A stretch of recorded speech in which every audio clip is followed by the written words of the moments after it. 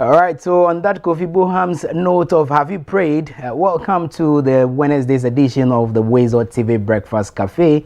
My name is Randy Ahaji. Of course, midweek, it's here with us, just an indication that we are halfway through the tedious activities of the week as well. You recall that we started this on Monday. Gradually, here we find ourselves with few days more to end the working week. It also gives us that opportunity to rewrite the wrongs of yesterday and also take a look at the path, the journey on which you have began, or the journey you have begun. Take a look at it and find out if indeed you are on the right track. That's what midweek presents. I told you from Monday that people have listed quite a number of things or targets or goals for the week. Midweek gives us that opportunity to mark them. Whether or not we have been able to achieve any so far, we mark them, and also the chance to correct the few ones that we have made as far as errors are concerned. I always tell you that errors are allowed, mistakes are bound to happen, but it is incumbent on you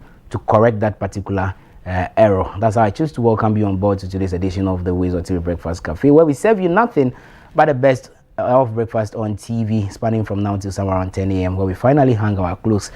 Quite a number of things for us to take a look at this morning, but major among them, you recall yesterday we started a conversation on the primary free healthcare. Indeed, today the president, together with the other key sector stakeholders, will be launching that particular program in the Shai Osudoku municipality this morning. Of course, yours truly, WoezorTV, will be there to bring you all the live updates on that one. But I have a surprise for you this morning. There is a guest coming into studio for us to delve deeper into all that you need to know as far as this whole free primary healthcare is concerned. How or who becomes a beneficiary? It's a conversation we should be having right here on the WoezorTV Breakfast Cafe. So better buckle up as we prepare to serve you the best of breakfast. Remember, you can also join the conversation via all our social media platforms, and we urge you to also drop your comments under any of the live broadcasts.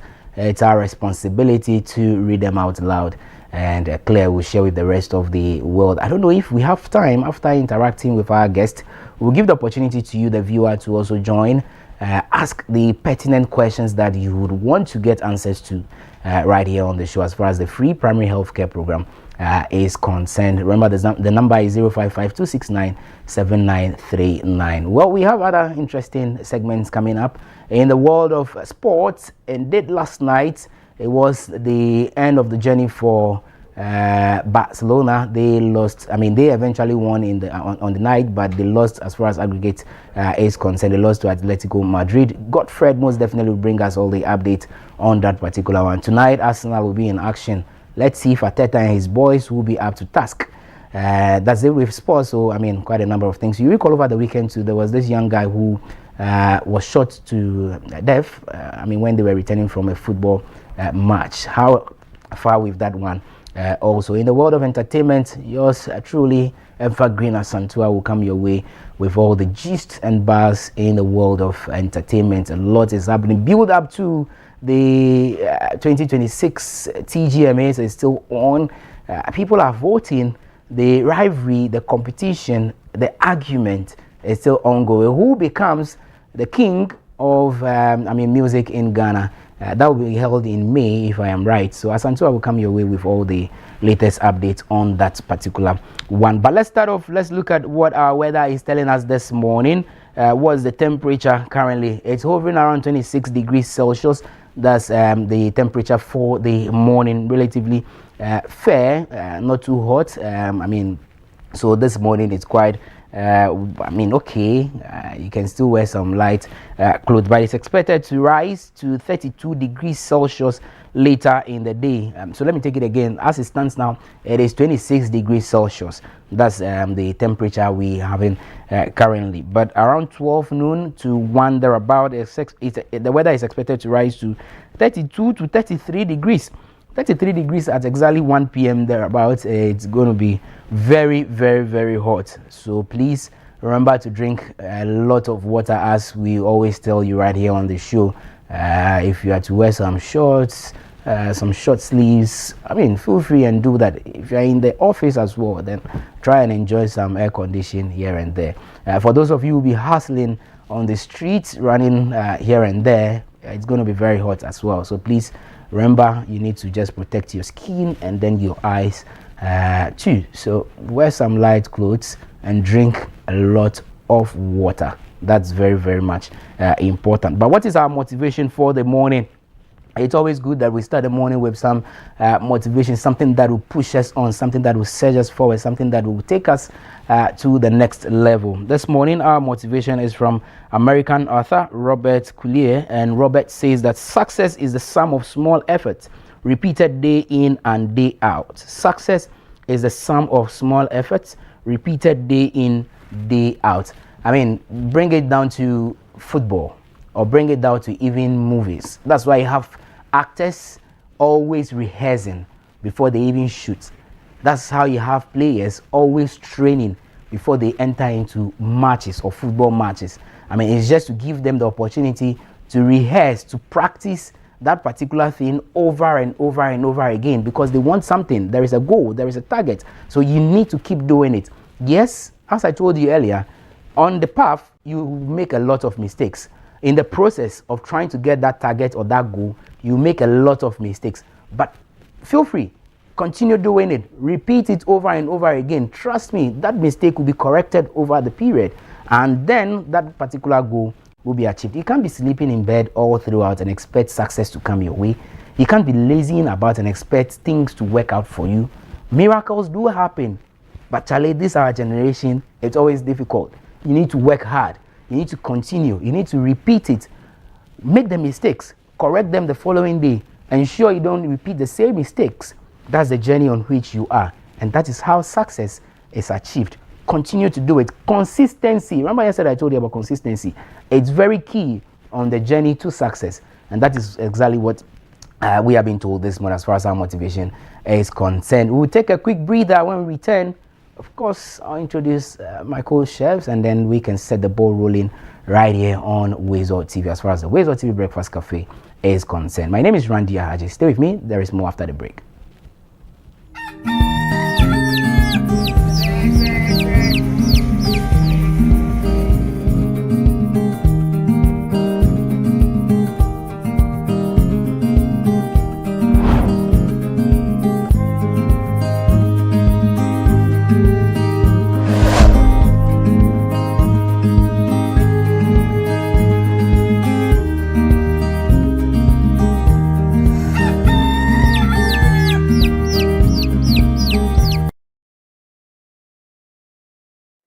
Well, not too long ago,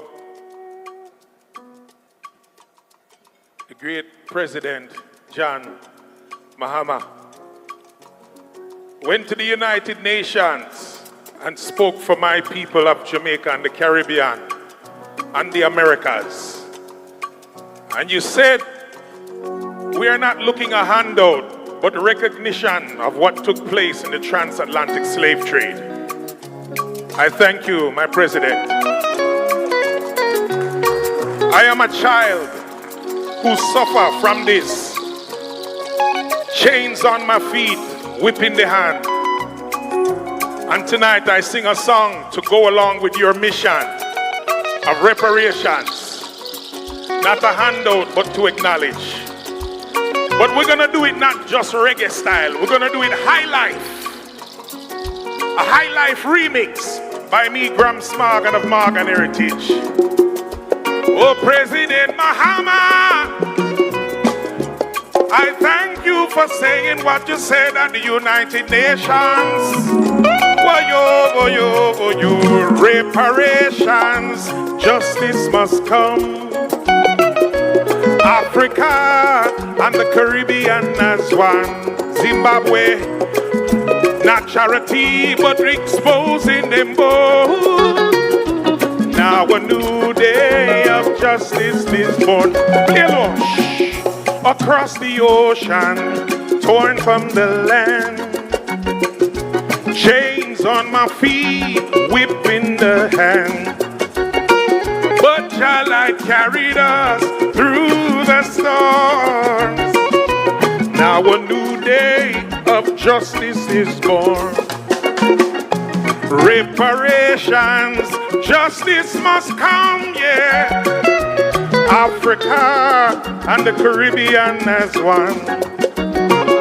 Not charity, but exposing them both.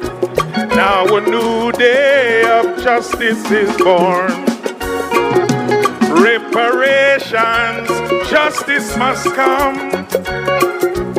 Africa and the Caribbean as one. Not charity, but exposing them both. Now a new day of justice is born. Africa crying out loud. Now a new day of justice is born. Mahama, I give you strength.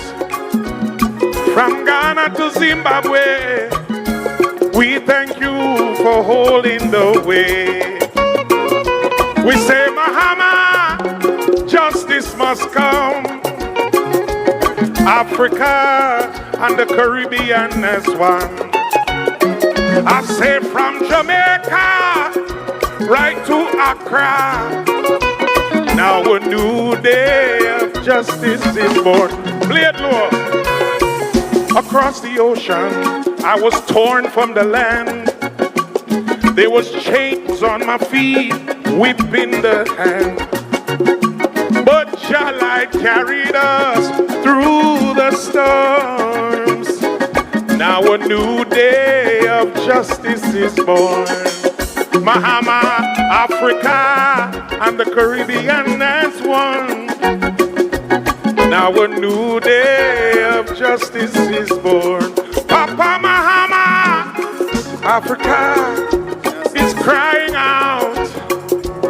Now a new day of justice is born. I love you. Much love from Jamaica. Ooh yeah. We say Mahama, justice must come. Now a new day of justice is born.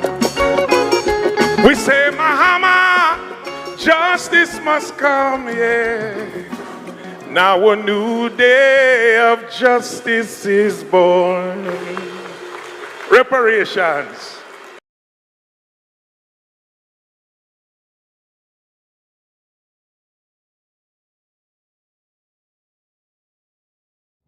Embarrassed. Too embarrassed to speak to a loved one. Too embarrassed to speak to your doctor. Too embarrassed. When in our lifetime, 1 in 4 black men will be diagnosed with prostate cancer. 1 in 12 black men will die from prostate cancer. Let me repeat that.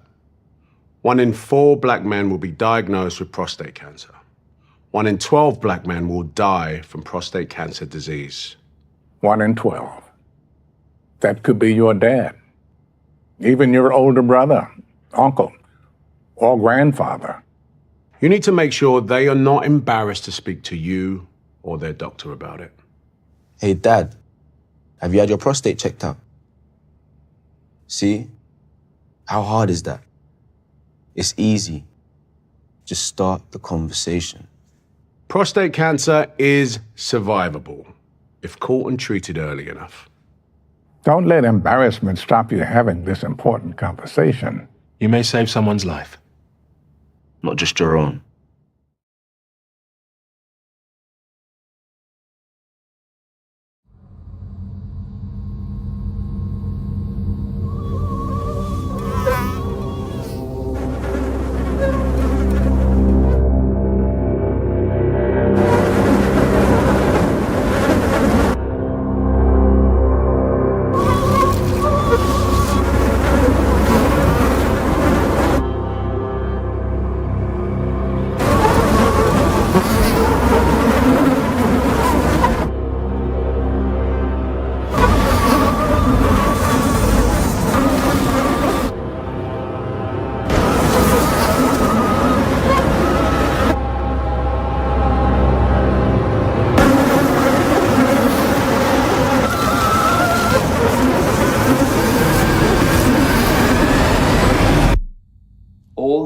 we can be the generation that ends it for good. Malaria must die, so millions can live.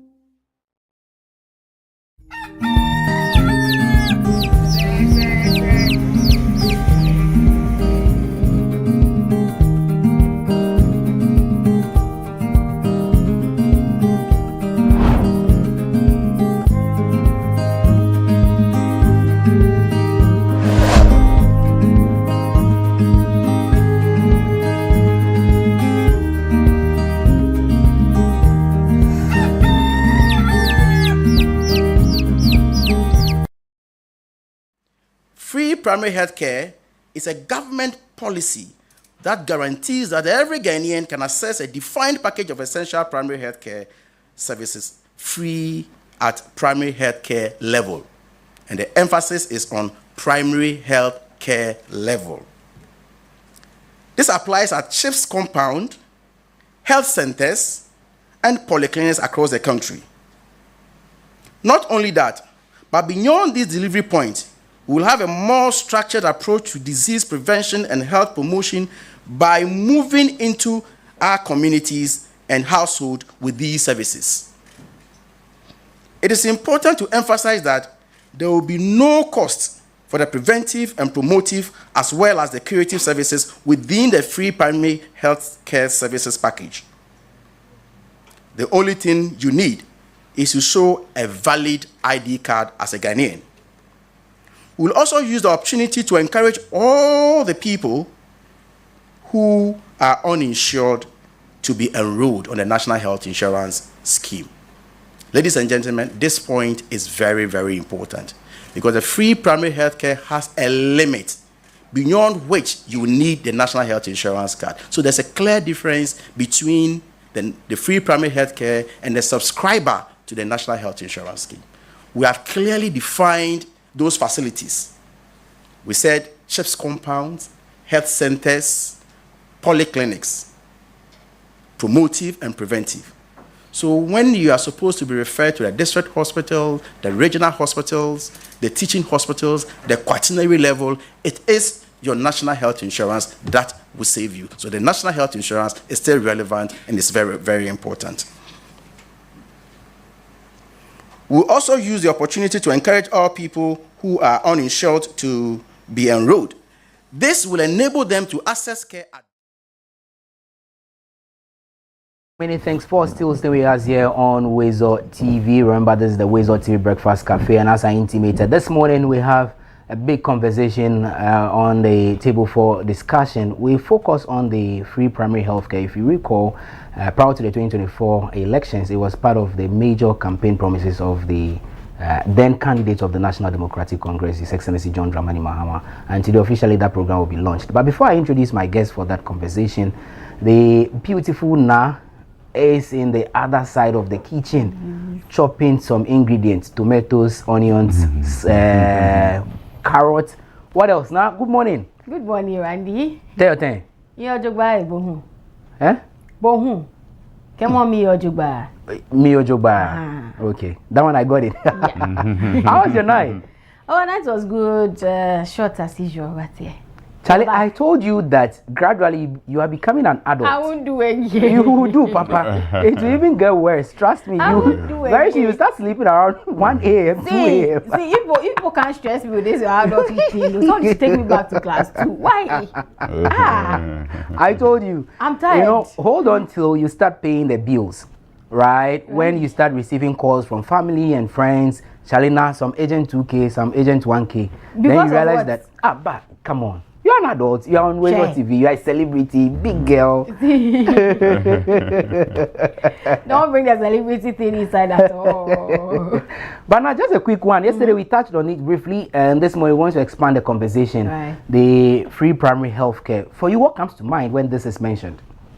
When I hear free primary health care, all that comes to mind. You know, I've been going around the country, especially with the foundation, the NGO running. And so if I hear free primary health care, the thing that comes to mind is hope for the Ghanaian in the hard-to-reach area, hope for the Ghanaian in their underserved communities. Because I've brought you guys updates over and over and over again, where you get into these communities and some of them are battling with very simple things that they could just go to the hospital or just visit the CHIPS compound to be treated, but because they do not have money, they do not have access even to these CHIPS compounds in their communities they are in, they are not able to go, and you realize that with time it becomes something else, and then by the time they move to the hospital, it's in its final stage or something, and very little can be done about it. And so I want to say kudos to the government, His Excellency John Dramani Mahama, the Minister for Health, and all those who have worked tirelessly to make sure that we are going to see the launch of the free primary healthcare initiative today. Because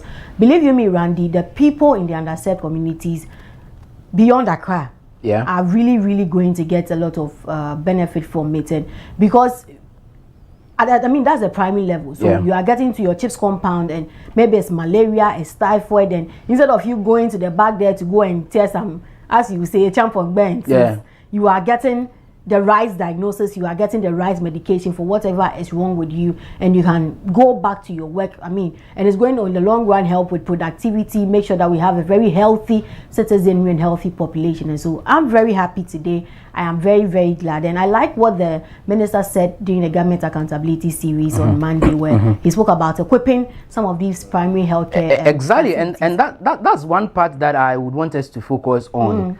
The availability of equipment for, I mean, these things to be done with ease, because you have mentioned it. Recently, we saw the challenges, even beds. Even you even mentioned that what's the name? The incubators, you know, and all of that. And it's a major issue that we should be talking about this morning. Can you land on that? Then I can introduce our guest. And so I love the bit where the minister spoke about the equipment going to these primary healthcare facilities, where CHIPS compounds, health centers, our polyclinics are going to be equipped. And so they're very basic things. I told you about the CHIPS compound in Adoy in the Bono region, where I visited them, and they did not have a blood pressure monitor. And when we brought the blood pressure monitors, the midwife was on the sky. You chopped Christmas for her. She was so excited because if people, especially the pregnant women, visit the facility, she has to refer them to another place, which is about 2-hour, 3-hour drive from the town, just so that they go. Imagine having a very bad road. Bro, you are going to, whatever is going to happen to you will happen to you before you get to wherever you are going to seek that medical attention. And you even made mention of how much that blood pressure monitor is. And countless times we've had health workers call in on the show to talk about their challenges. And so I love that bit of the equipping these primary healthcare facilities. I just pray that even as they are also going to be equipped, they are going to maintain these equipment very well, such that it's going to last a longer period for them. Because there's one thing talking about the lack of equipment, and there's another thing they getting the equipment and maintaining it to be able to last a long period. And so it's a good call, it's a great initiative, and once again, kudos to His Excellency John Dramani Mahama, the Minister of Health, and all stakeholders who have contributed in making this a success. We just hope and pray that this will also be one of our great success stories we are going to be telling about how His Excellency John Dramani Mahama is resetting the health sector. Okay, now thank you. There is a part that I also want us to look at, funding. I'll come back to you, but let me rope in our guest this morning. An old-time friend, a mentor as well. He is Dr. Kwesi Senan Jokoto. He is the Deputy Chief Executive in charge of operations at the National Health Insurance Authority. Doc, good morning. Good morning, Randy. Good to see you. Good to see you too. Rather unfortunate, you are in the Fugu and it's Wednesday. Today is Fugu How did I forget? You will be queried for forgetting. Father, how are you doing? I'm doing so well. I'm so excited to be here, and I've fallen in love with your crew already. We appreciate such wonderful people. We appreciate when I was speaking, I couldn't help but continue to I realized it. Nod my head. I was just saying to myself that Randy, really, you don't need me here. I think you guys have all the information to give the people, and that is really what we want. When people understand the policy in depth like this, then you know that it is something that is very relevant to the people. But back to you, Randy. I mean, it's been about 10 years. We've been on this journey together. You've been magnanimous enough to host me in anytime you have the opportunity to run such morning shows, and we've made a lot of impact together back in the Volta region, and now we are here today in Accra. So thank you very much for having me, and let me say a very good morning to all your lovely listeners and viewers. Very well. Doc, once again, you're welcome. But let's get straight to the conversation this morning. As Na just mentioned, there is going to be the launch of the free primary health care. First of all, what is it? We really want to understand this. Let me begin, first of all, by immensely thanking the President of the Republic, His Excellency John Dramani Mahama, as well as the Minister of Health, Honorable Kwabena Mintah Kando, who really has been a key driver behind the formulation and implementation of this particular policy.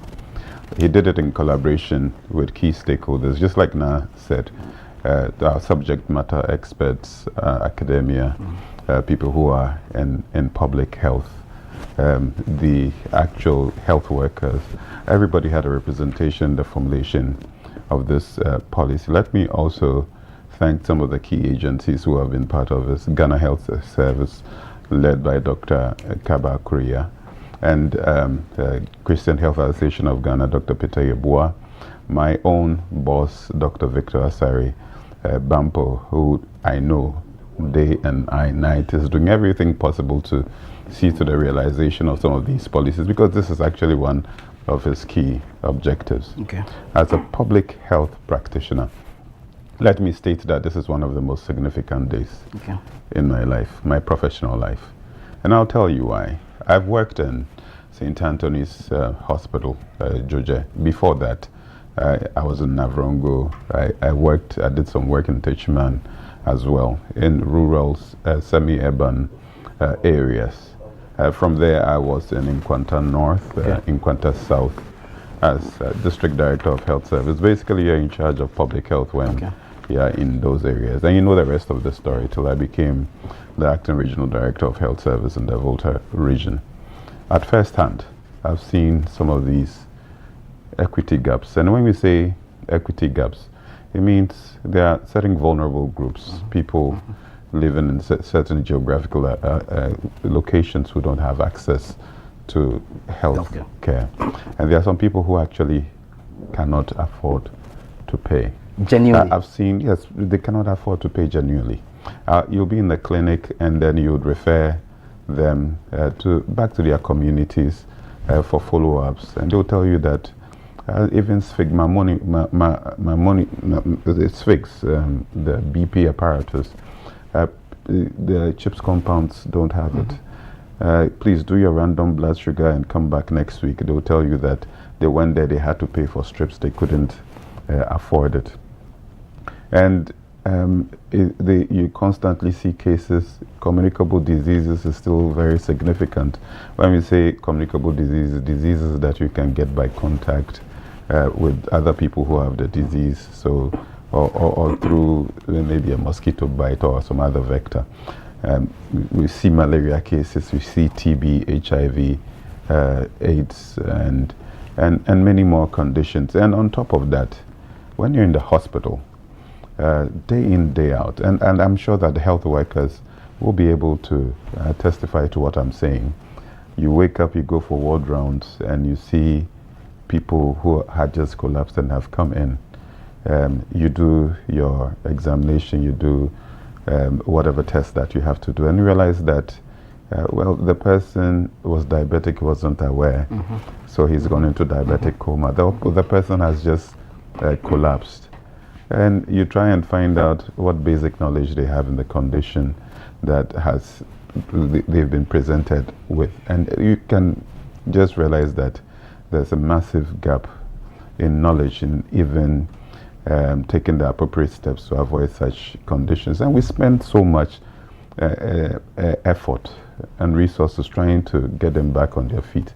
The nation actually loses so much money. We lose productivity. The person is a farmer, can no more go to work. He has a stroke, cannot fend for his family. It affects the socio-economic development of this country.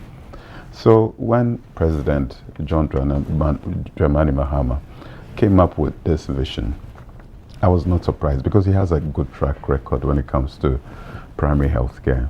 You recollect that between 2012 and 2016, he actually requested or instructed that all district chief executives build what we call community-based health planning and services. We call it just CHIPS compounds.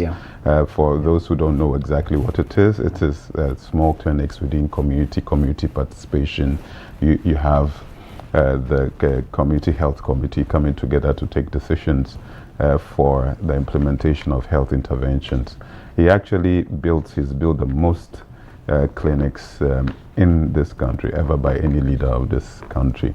And when you go to, I'm sure in Accra, you can see evidence of the Ridge Hospital, district hospitals. And actually today, when we go to Dodoa, today will be 10 years of that facility being built by President John Dramani. He has a solid track record. So he really wanted to do something for this country, and he's demonstrated it. So his vision is that every Ghanaian is for every Ghanaian to have equitable access to quality primary health care, free at the point of service delivery. So when you're going into the hospital or you're going to these primary care facilities, which are the CHIPS compounds, the health centers, the public health units of polyclinics, you don't have to pay. And by doing so, we know that as a country, we are going to improve health outcomes. I've told you about what I see when I'm in the clinic in Nkwanta or in Joje or in Techiman or in Navrongo. You see, and with some of these interventions, we are going to improve these health outcomes. And by extension, we are going to improve the people's productivity. And it's certainly going to contribute to the socio-economic development of the country, Ghana. So I am excited by this particular free primary health care policy. But we can delve into the details of this policy and what it would actually present to the people of Ghana. Great. So let's delve into that as well. We know of the National Health Insurance scheme. We know that it takes care of some ailments as well. But how different is this from this whole free primary health care, and what specific services will this cover? So end to end, the president has a vision for the health sector. So the primary health care focuses on preventive health care, promotive health care. So preventive health care is when I check your blood sugar every year just to make sure that you're not developing diabetes, or I check your blood pressure to make sure that you're not developing hypertension, or we do breast screening to detect lumps early so that people actually don't present with late stage breast cancer, or we just check your BMI, body mass index, your height, your weight, and then we can begin to give you counseling on how to live your healthy lifestyle. So these are preventive strategies. Then in addition to that, we have what we call promotive strategies. So what do you do to prevent healthcare? So primary prevention of diseases. We speak about how to eat, nutrition, exercise, good sleep, stress management. All these things fall under promotive healthcare. And we'll also talk about water sanitation. And one other thing that primary healthcare would also do is to make sure that we bring the community around to own the interventions that we bring. And we also do treatment of some minor ailment at the primary health care level. Over time, right, I'll get to the difference between what we are doing and what the National Health Insurance scheme does. So this is primary health care, and usually the first point of entry. So more like a first aid? Well, it goes beyond first aid, actually. There was a funding gap, so some of the things I talked about have never been covered. So the National Health Insurance Authority, established by the Act of Parliament 852, was mainly to deal with curative conditions. When you say curative, it means you present with a disease condition, the doctor sees you, okay, Randy, you have upper respiratory tract infection, I've prescribed for you some antibiotics, go home and take it, come back a week later, you're doing well. The health insurance would pay for it. The hospital presents its claims. Then we pay for it in the district hospitals, the regional hospitals, other quasi-government hospitals. the faith-based facilities, they fall on, and the tertiary hospitals, and obviously the quaternary hospital, that's the University of Ghana Medical Center. So in the health center, the National Health Insurance Authority actually pays for all these services rendered at this level. And when you go to the CHIPS compounds, we also pay for the curative services. So if you go and you have malaria, they see you, the health insurance pays for that. So we will continue to do what we do as health insurance, and actually we are even improving on what we are doing. So we are paying facilities regularly so that they have money to render those services. We are reviewing the service tariffs. So whatever we used to pay you when you see a case of malaria, we have now reviewed it upwards, and we are going to implement it so as soon as we are ready with some anti-fraud interventions that we are putting in place. Now, you asked about the nexus, the connection between the national health insurance and the primary healthcare. So most of these preventive promotive interventions have not had sustainable funding, and some have not had any funding at all. The immunization has been funded largely by our development partners, maybe nutrition as well, nutrition counseling or the nutrition interventions. They've also been funded basically by others, some like screening for blood pressure, random blood sugar, mental health screening. They have never had any source of funding. And the ability of these health workers to even move around and do community outreaches has also intermittently been funded. So you don't always get that funding. So there was this significant gap that was leading to the inequitable access to health care. So this primary health care policy is going to fill that gap. Make sure that the services, preventive and promotive services that were not funded, there will now be funding available to them so that the populace will benefit and we have better health outcomes. In addition to that, Randy, do you know that if you do not have your national health insurance card and you walk into a CHIPS compound or a health center to be treated for some of these minor ailments, you will not, if you don't, you have to pay. So it means that more like in Ghana, carry, cash and carry. We have something we call out-of-pocket payment. As a national health insurance authority in charge of health financing within this country, is one of the key indicators that we look at. So from all the money you spend on health, how much of it comes from government, the taxes you collect, how much of it comes from people's pockets? So internationally, we are not supposed to go beyond the 20% benchmark, but in Ghana, we are doing way over 35%. Even 20% is not good enough, actually. We are doing way over 35%. So people still dip their hands into their pockets when they have to seek care. So imagine if you don't have money, what will you do? You will delay going to the hospital. So what is simple malaria will now become complicated malaria. It cannot be treated in a health center. You go to a district hospital, they may have to refer you to a secondary hospital, regional hospital, and you have to pay more for the specialized care that you are receiving. So when it's people have free access, it means they go, they are seen, and perhaps you spend just some 10 cedis, and then the person is, well, as a country, you spend so little to get the person back on his feet, his or her feet, to do the work that they have to do. So primary health care would now make that aspect also free of charge. So whether you have a health insurance card or not, you'll be seen for free. But here's the caveat.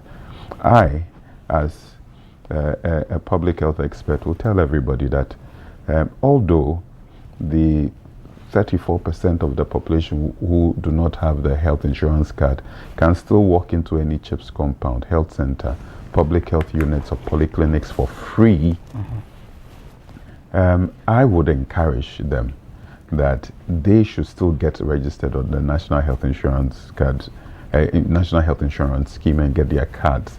And I'll explain why.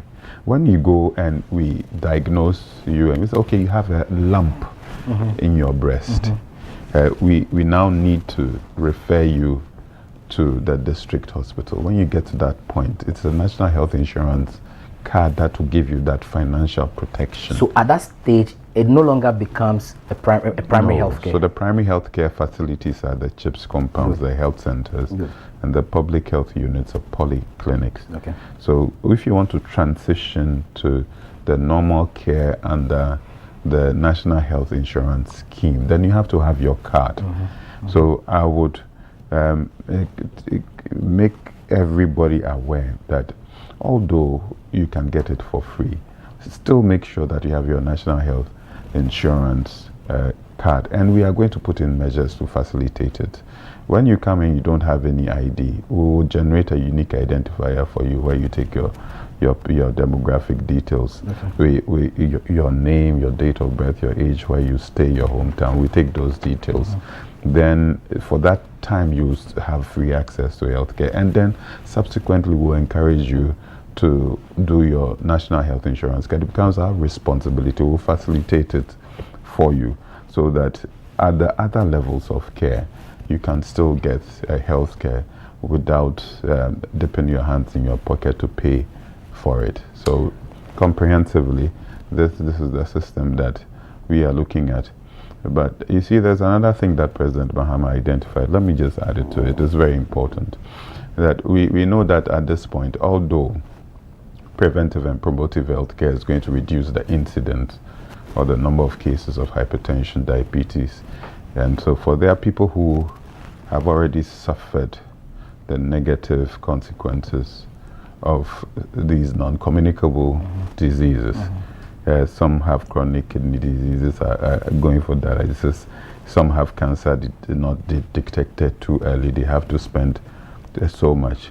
So at the other end of the spectrum is the Ghana Medical Trust Fund, what we affectionately call the Mahama Cares. Then they also are coming out with a service package that would enable people get free access to healthcare at that point when they are in those situations, because it can lead to very debilitating consequences. And we are really again grateful to the President for such a vision for this country. So from end to end, from preventive, promotive healthcare to curative to rehabilitative, that's when you're recovering from conditions, and to palliative, when you get to the stage where you have grown so old and your physiology is giving up on you. We still have to provide some comfort for you before you go to your maker. So from end to end, you have access to healthcare. And this is a great phenomenon. And a lot of African countries are here to learn from us. We are proud of Ghana at this moment. But Doc, all this boils down to funding. And it has always been a major concern. I mean, we've seen in the past how some programs, initiatives were rolled out without properly getting a better source of funding for it. The NHIS itself some time ago had issues with funding here and there. Before you even get to that, I am worried about the figure you mentioned, that about 34% of the populace are not on the health insurance. Yes. Why? I mean, have you done any survey to find out why people are not enrolling? There are a number of reasons why people are not enrolling. But let me also state that just last year, 57% of Ghanaians were on the national health insurance. And it's been oscillating between 44, 55 for the past 4 to 8 years. But last year, we were able to move it from 18 million people to 22 million people, unprecedented. So 66, that amounts to 66% of the population. And the reason why 34% do not have active national health insurance cards varies. One is that, especially the youthful population, they think that they are healthy, they don't need health insurance for anything, and so they will just not go and register. And people who perhaps have to seek health care constantly are the ones who would be more likely to go and register. For some people, the means to go and register is actually just the problem. They think that, well, I still have to go to the district office of the National Health Insurance Scheme to get registered. And for some people, they've registered, but they really just they forget when it's time to even renew their insurance membership. So as a national health insurance scheme, we've also put in place measures that would enable people register. So we've done 66%, but the benchmark, international benchmark, is 80%, and we want to actually do much more than the 80%. So we've put in some digital innovations. So to register, you can go on my NHIS app, and then it will give you the opportunity to feed in. You can pair your Ghana card and with your national health insurance card, and there you go. So once you have a Ghana card, you are able to do the NHIS card. If you don't, then you have to take your biometric details at our closest office. Okay. So now you can sit in the comfort of your rooms and actually just register. And with the renewals, people forget. So from this year, we're going to be sending messages to people when it is almost time for your card to expire, so that you can renew it. And now, again, you don't have to walk into any district hospital. Just in the comfort of your room, *929#. Then you can actually follow the processes and then renew your national health insurance card. There's also the vulnerable population. They don't have to actually pay any premium. For them, identifying them has always been the challenge.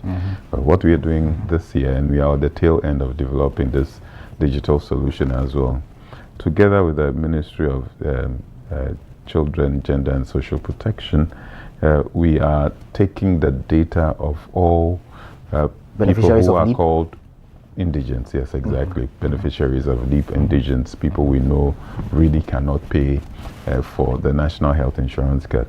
So we have this data, we register them for free, and then we prompt them when the card is near expiry, so that we automatically register, so that we provide financial protection for these vulnerable groups. So yes, we know the factors leading to people not registering, and we are also putting in solutions, because that is why the president put us in the national health insurance scheme, to make a big difference. Doc, let's talk about funding, a big one, of course. How is government intending to fund this whole primary health care and also sustain it? You know, one of the questions that I get when I move around the country, people say that I mean, over the past 8 years you are in distress, and then you've come with so many ambitious goals. I mean, where are you going to get the money from? How are you doing what you're already doing? Is it magic or what? I'd say that number one, it's because of political commitment. So the president has decided that, listen, national health insurance will be given a new breath of life. I want it to be one of my greatest social interventions under my tenure, and hopefully it will be sustained under the other incoming NDC presidents, you see. So the national health insurance, can you believe, was actually, the fund was capped. So everybody, if you buy anything you buy, and you pay VAT, 2.5% of that it goes into the National Health Insurance Fund, together with SNIT contributions. All government workers, all those in the formal sector, also pay 2.5%. We also collect premiums from those who are in the informal sector. So all this money goes into the National Health Insurance Fund. What was happening was, at a point it was capped. So when government collects, let's say, 9 billion or 10 billion for the National Health Insurance Fund, that was prior 2024, prior to Mahama coming to be president, government decides that we'll use 40% for other things and give only 60% to the National Health Insurance Authority. So what happens is that they are not able to pay hospital realistic tariffs. They are not able to actually pay hospitals regularly. So the president said that, listen, Ghanaians, if you give me this opportunity to lead you, I'll make sure that I'll uncap it. And within the first month of his ascension of this, of the presidency, he struck it out. He uncapped the national health insurance, and this released the funding that we need to put in place some of these interventions. So out of it has come the free primary health care. Okay. And because of the very good international standing that he has and how this policy actually sells itself, you realize that even the international community, very interested in this, development partners are knocking on our doors, and just to see how they can also support this particular policy. So before we actually went in as a responsible government, what we did was to do what we call, in technical terms, the fiscal space analysis. How much money do you have? How much revenue is coming in, ceteris paribus, all things remaining equal? How much is coming in? What are your other expenditure items? And how well are you taking care of them? How much would it cost you if you implement the free primary health care? We sat down with all the experts. We did this. People from University of Ghana, School of Public Health, University of Ghana Business School, several USC, several institutions, those in public health practice, everybody, development partner. We sat down and actually costed it. And for phase 1, we said to be able to have that impactful intervention for the Republic. This is the services that we can offer. And we also juxtapose it to the capacity of the health workers to deliver. So when you calculate all this, so I'm just elaborating on this, just to tell you the thinking and the planning that has gone into this policy. So you look at it and say, okay, then you're beginning phased implementation. This year we've allocated 1.2 billion cedi of money that is available for free primary health care. We are going to do all 261 districts within 12 months. We have done that projections. As soon as capacity develops for other interventions like prostate cancer screening, like cervical cancer screening, then we begin to add it to the benefits package so that we holistically cover all the essential health services for this republic. And that has also been costed, projected, and we are actually already planning towards it financially. So as National Health Insurance Scheme, with the responsibility of health financing, I want to assure the people of Ghana that we are taking objective measures to make sure that there's sustainable funding for some of these key interventions that the president is rolling out. Very well. Well, viewers, if you are just tuned in, this is WoezorTV. Remember, this is the WoezorTV Breakfast Cafe. We're having a conversation with Dr. Kwesi Senanu Jokoto, who is the Deputy Chief Executive in charge of operations at the National Health Insurance Authority. Today, indeed, is History Making Day. His Excellency John Dramani Mahama, together with the Health Minister and other key stakeholders in the health sector, will be at Dodowa to officially launch the free primary health care initiative or program. And of course, Doc has already explained into details what this whole free health primary care is about. We'll soon activate the phone lines for you to also join the conversation. Feel free to ask the pertinent questions that you have. Of course, Doc will be here to answer all the questions that you have. But of course, you can also join the conversation via our social media platforms. On our live broadcast, you can drop your messages under any of them and I'll read them out loud and clear. Doc, let's talk about another thing. I mean, that popular session that we tend to compromise quality when we are doing everything for free. And the National Health Insurance Scheme, at a point in time, people were saying that anytime they go to the hospital, it's always paracetamol or nothing at all. Is that what we are going to see with this particular primary health care too? Certainly not. One of our key objectives is to deliver quality, focused primary health care across the country. So sitting around the table with us was the service providers, Ghana Health Service, CHAG, the private health facilities, and the community pharmacies. All of us sat around the table and put in place certain important benchmarks. So we have a national policy on quality care that is actually guiding us. And we were very, very, very committed when it came to putting in place plans that will ensure that there's quality healthcare delivery. And to be able to do that, first of all, you have to make sure that the quality assurance from our end, from the Ghana Health Service, from other agencies, are actually working to just to make sure that we are providing appropriate healthcare to the people, quality healthcare to the people. And part of what we are actually going to do is also empower the community. So the community health management committees would also be given their own scorecards where they can relate with the health workers in their various communities on some key parameters. Okay, when I came to the hospital, how to the CHIPS compound, how long did I wait? Was I satisfied with the service that they granted me? Of all the medications that were prescribed, did I get all of it?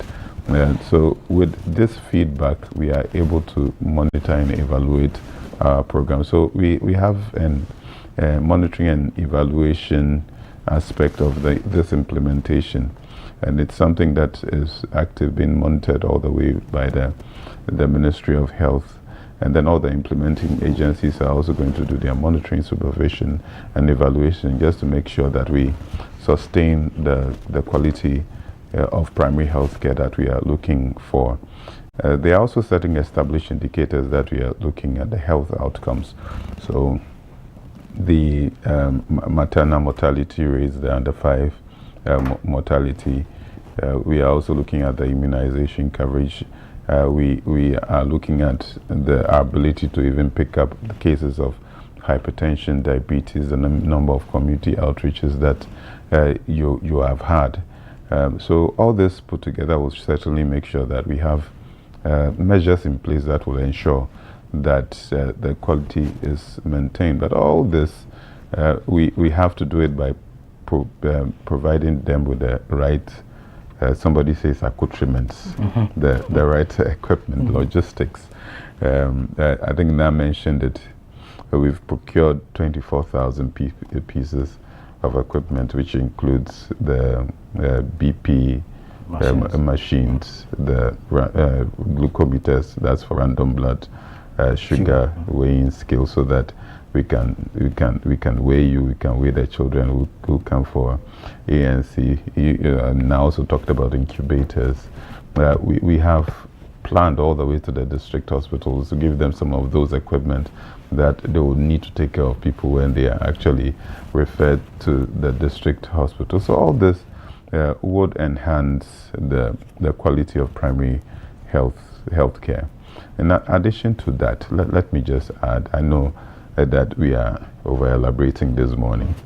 There are certain areas that would benefit from these prefabricated clinics that we are calling health posts.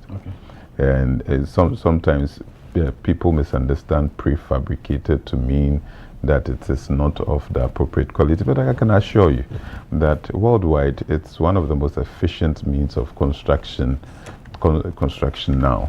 So the president is ensuring that for high density areas, places with high traffic, where you don't have too much space, when you bring some of these prefabricated clinics and put it there as health post, with the ability to actually interface with facilities. So we have telehealth in there. This is very exciting.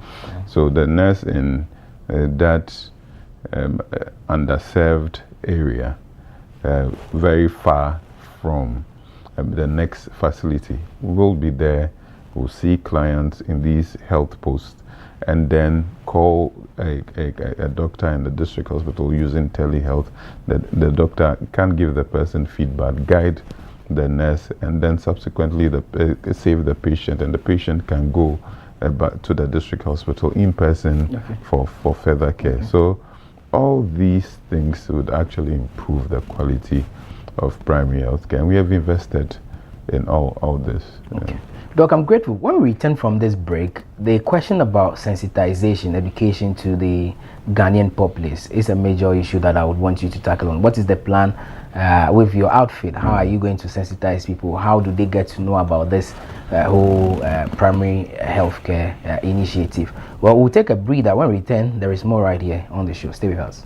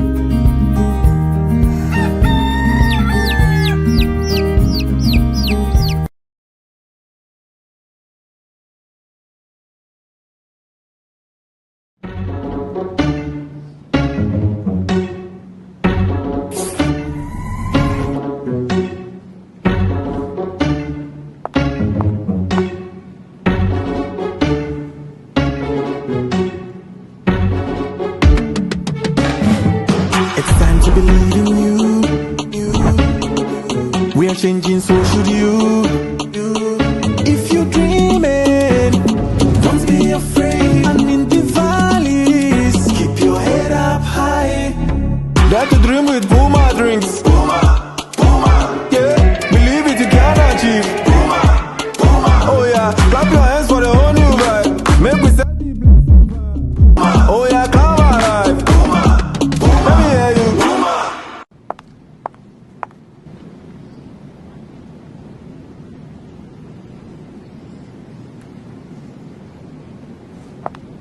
Puma drinks, a whole new vibe. Another quality product from Casa Precon. This advert is FDA approved.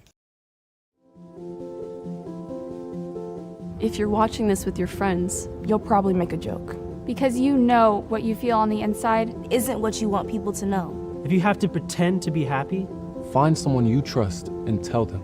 If you get mad at things and you don't know why, or have thoughts about hurting yourself, find someone you trust and tell them. You are never alone when you share. Seriously, people care about you. It's okay to not understand what you're feeling. And it's easy to think that you're all alone. But you don't have to be. You're never alone when you share. Don't be ashamed to tell someone you trust what you're feeling. You're not alone. You are not alone. Find someone you trust and tell them. Tell a parent. Tell a teacher. Tell a brother or sister. Or just tell a friend. You haven't done anything wrong. Talk to someone. Talk to someone. It's how things get better.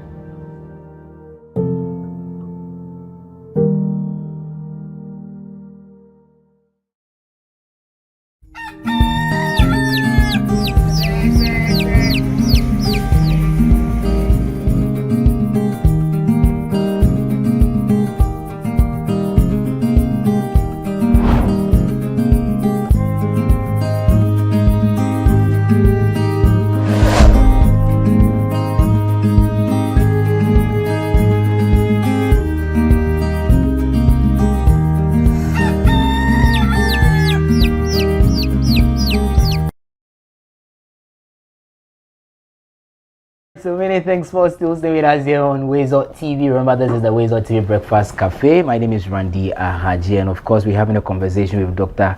Kwesi Senanu Jokoto. He is the Deputy Chief Executive in charge of operations at the National Health Insurance Authority. Our conversation is on the launch of the free primary health care that will happen today in the Shai Osuduku municipality later this morning. Yours truly, WoezorTV, will be right there to bring you all the live updates. Our reporter Belinda Kwanzaa is already there.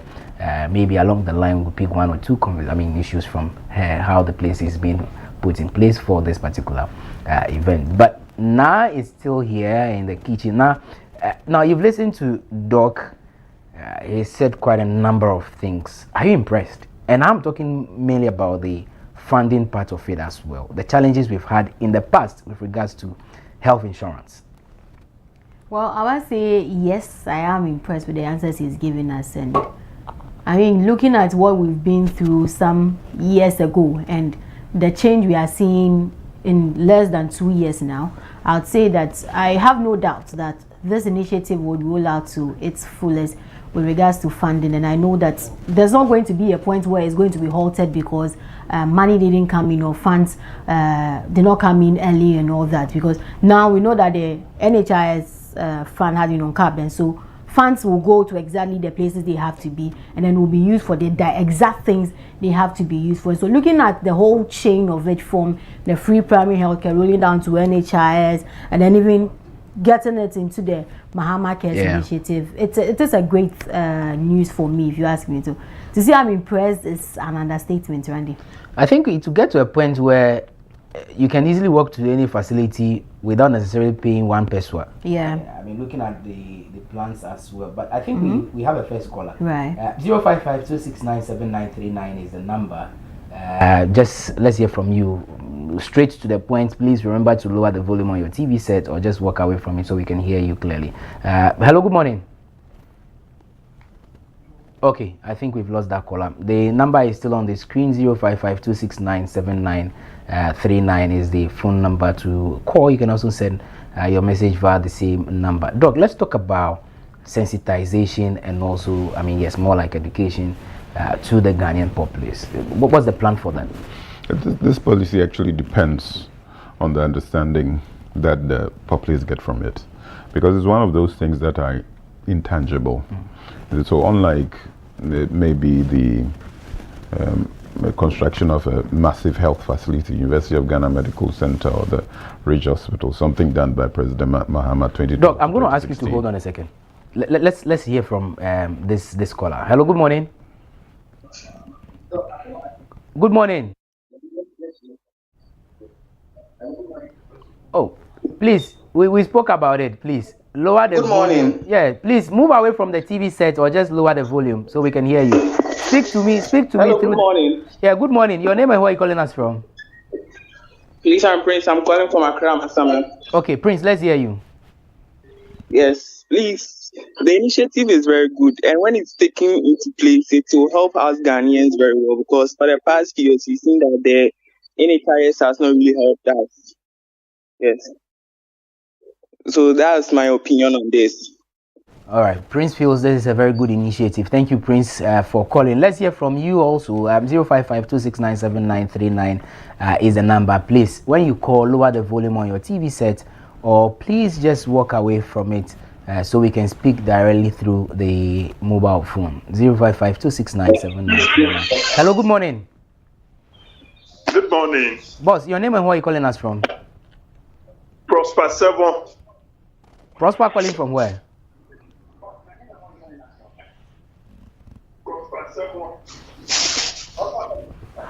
From Keta.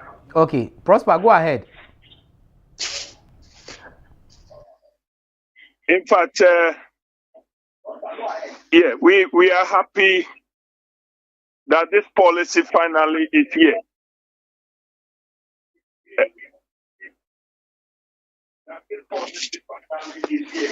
And we like the role.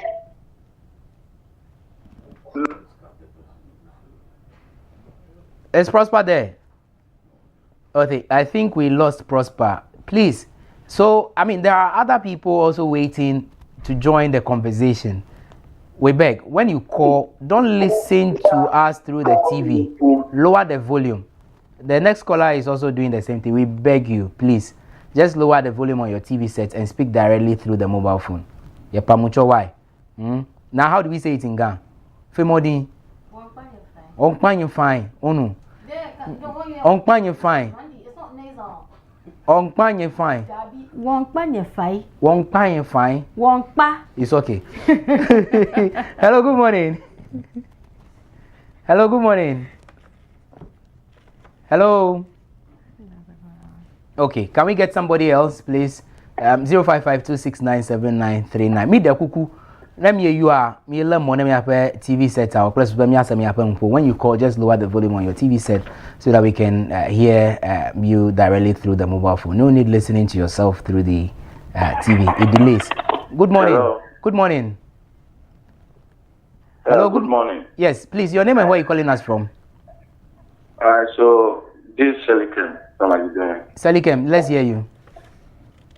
All right, so I just want to say a big congratulations to the government for what they are doing in the health center, and I think this is one of the initiatives that I really admire, because for me personally, even though I don't work in a hospital or a clinic, I've been working for 5 years now as a medicine counter assistant. So sometimes people come to us, and then where to go? Sometimes they have to go to clinics or hospitals to do some checkup before, if the medicine is or the medication is given them, or like it's prescribed for them to come and buy. They don't get the means to go and do those checks before coming to buy the medicine. So I think this is something that I personally really love, because sometimes people will come and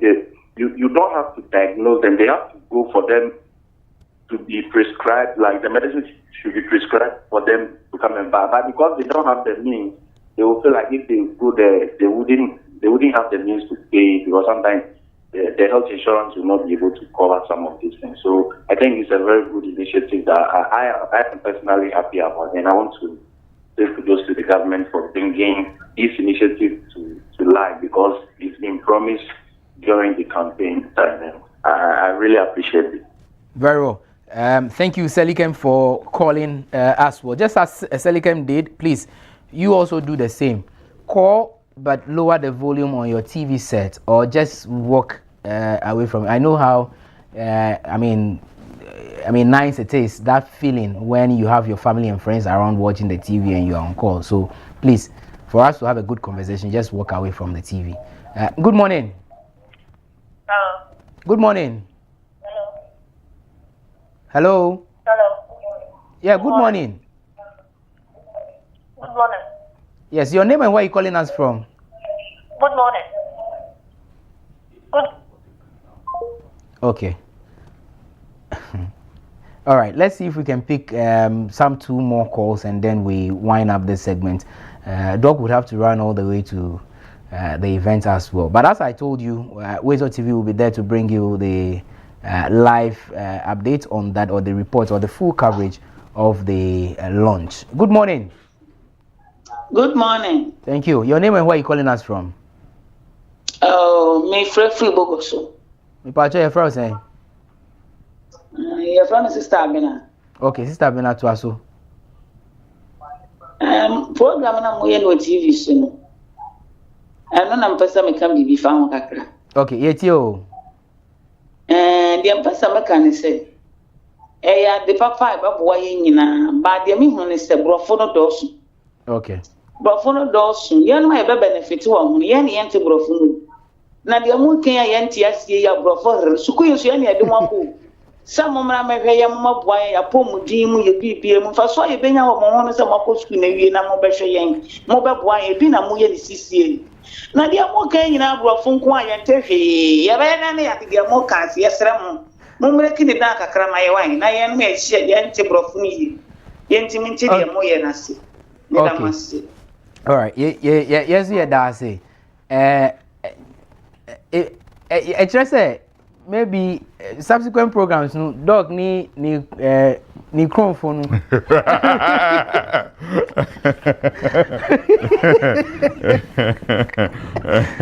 I don't know how best I'm going to say it, but Randy, born home or the your mommy ya tunka na the ye partially say o the canino say o ya dia o kwa ya sabiana ya hwew na bia dia o ye o samre no na ya trade drama o bia na doctor too for say ndie sichire enyewe o kwa ya nante kakra na etnet no mpo mu kakra ye hunu say eno no ebo man nika oh ariti na say etwa man for yare ansa na ya sa omo yare enti omampen president John Dramani Mahama said the osan pese odeka ne achievements na nyoma bebrebe awaye amamai hospitals that we see any akadia odi abama the health workers ya yejuma no or say no oko chips compound or say a crobia or hospital kitwebi and as a health center and as a polyclinic on pese ubia betua hoka okwa ye behwe free ewo ho nti yade a oyari nyina no ye behwe because eno no bema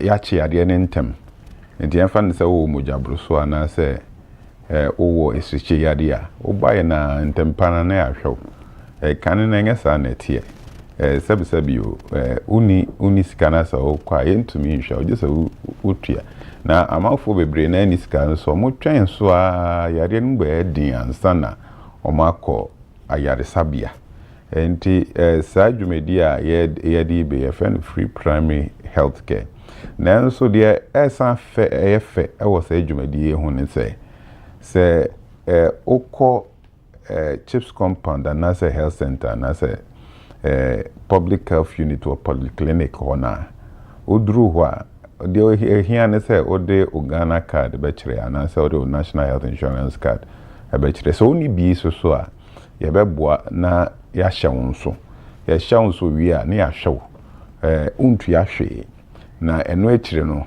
ye betu fu say pel national health insurance card esan says obana say ka say oh aba eda onufom na bia eno no ebetumi aye ade a ye frɛ cancer enti ko district hospital yensan ko ye nhwemu udru district hospital or na say uni insurance card eno no say odu nsa hye obotum na utua kayem penisa pese ukra health insurance card now they call district hospital so enti sa nhye nyina no abeboa ama titru yenoma yete nkrenkra sena ayasabi akase eni ho no eno no obekọ na yahwa ontem ozo bitin kran and onante ya ntempa wedru hospital ba mo no enyesa nete ema obia na omo ni bia akra no so eno so ebeboa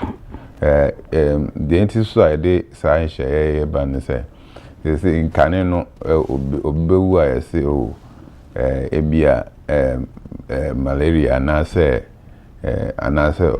obowa na wayare sa hwefie no anase wenyia na o na se no hwa obi wo ha ase o hwe na wo apomudin mu ogina naso ye ade ba chin wati yesu wewu onante no twahwe ye wentumi ansori anase nafa baby adwojo kra ontumi nhwe eno ye friend stroke anase onye siche yare ama sese no abe affecting the kidney when you are friend kidney failure isa yade we num no na abe doso na ohwa yade a ebo oman ka yie enti ye bomodin na say etumi hu sa yade we intentem so a ebema oman no ejiran ne na so apomudin nsem enti we dia kusa say ye kan borofo bebre na randia angasa ka say inhye bebre o ha ye beye na ye ne modi nkuta ho say ye beye obia bete borofo no dia bia nkran he na ye be kan but ye duru bebi aso a me sure say ehun hia say be kan na hausa na say e be ketwi asante kasa na fantia ma obi atiase e be kan ma atiase enti mame da se watch yaji esiwe so. Okay, Doc, thank you. So I actually intend that when we are wrapping up, you would have, done it in Twi or any other language.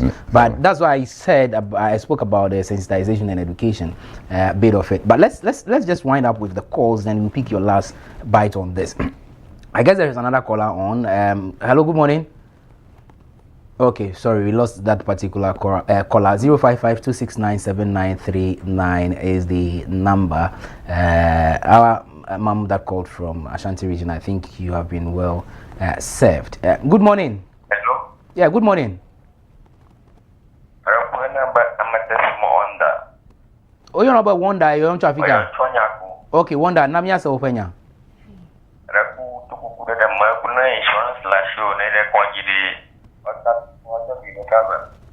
And your mama call you Gagbo Blake. Oh, Doc, you heard him? Was that clear enough?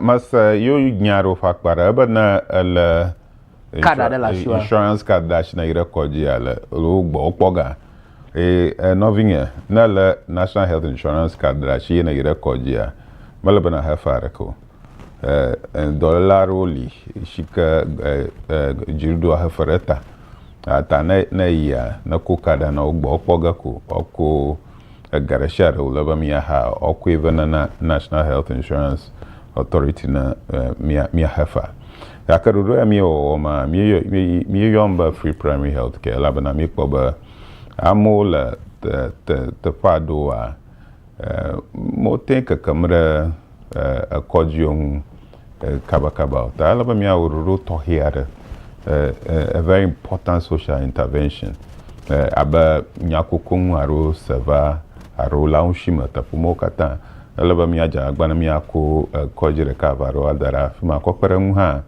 alaba mi akpere mi afa koji dollar on aro community health officer so bo onu gagamra mi aja odo mi ko onto anya ba fifia na ire koji ba o sukuli do ajbe yakpo ba sukuli do lajuo ado na koji dollar o lamasa dollar o va bola pama yo ba yo ogbo okpo na biabo yejwe adoro ero kikpoba sukuli dollar jo aro husgbo dollar jo jigara moting woni alabana jiru maka gara kara wana monwo ftawifia jiru ga koga ada hayo katama kopere ngwani ga jom na mi ko inga ba president mahama akpe da shiba banya mashama shi health insurance card lo enyama arada ngauba kokukwala bana ho national health insurance card yaka amado o maloshu tano gira koji su yo la miapa mutoma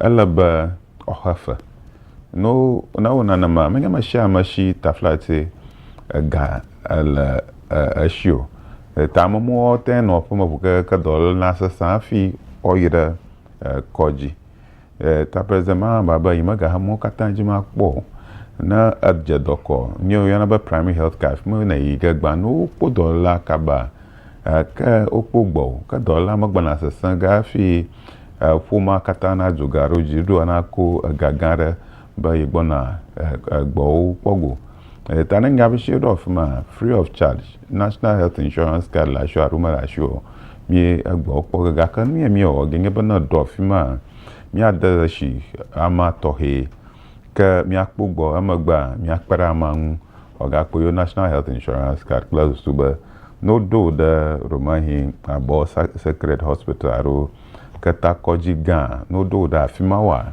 ka afima ha malaba na hafo o ugbo okpoga efa mahama hiyo ta mi wona hayo kata womba aduko nano adumavira shara nano lamasama adumavjula lamasama kafia ba adwo ema gbona ngogba ayi boga takpa mi gamon popo bubu okpoga na mi aroje pakuli mila mi afa dagbo ma plus suba enya na adabu takpa na mi.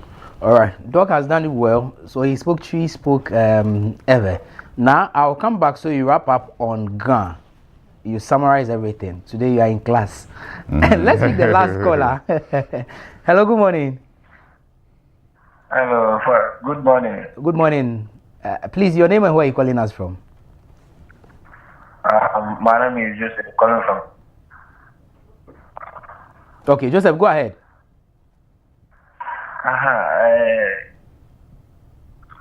Meda Doc at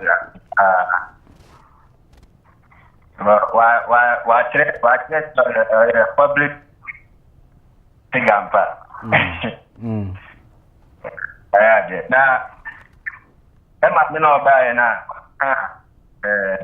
Look at oh, say, Mamma Soya, because there was a public on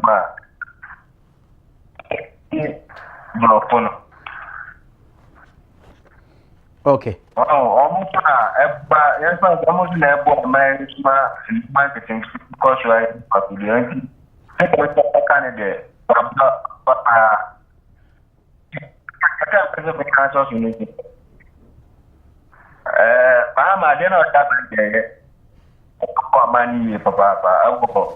Okay. All right.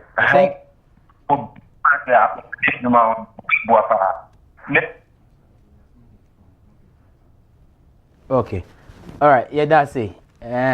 Wow. Ni ayebe say dog kwa yebe catcher and say ye advert no ye wo all the languages English, Chiga, Fanti, Nzima, and the others. Say the be buy or Wezor and you be born every day. Wow, and the men's row cry mamun's row. Right. This is what I wanted to say the last time.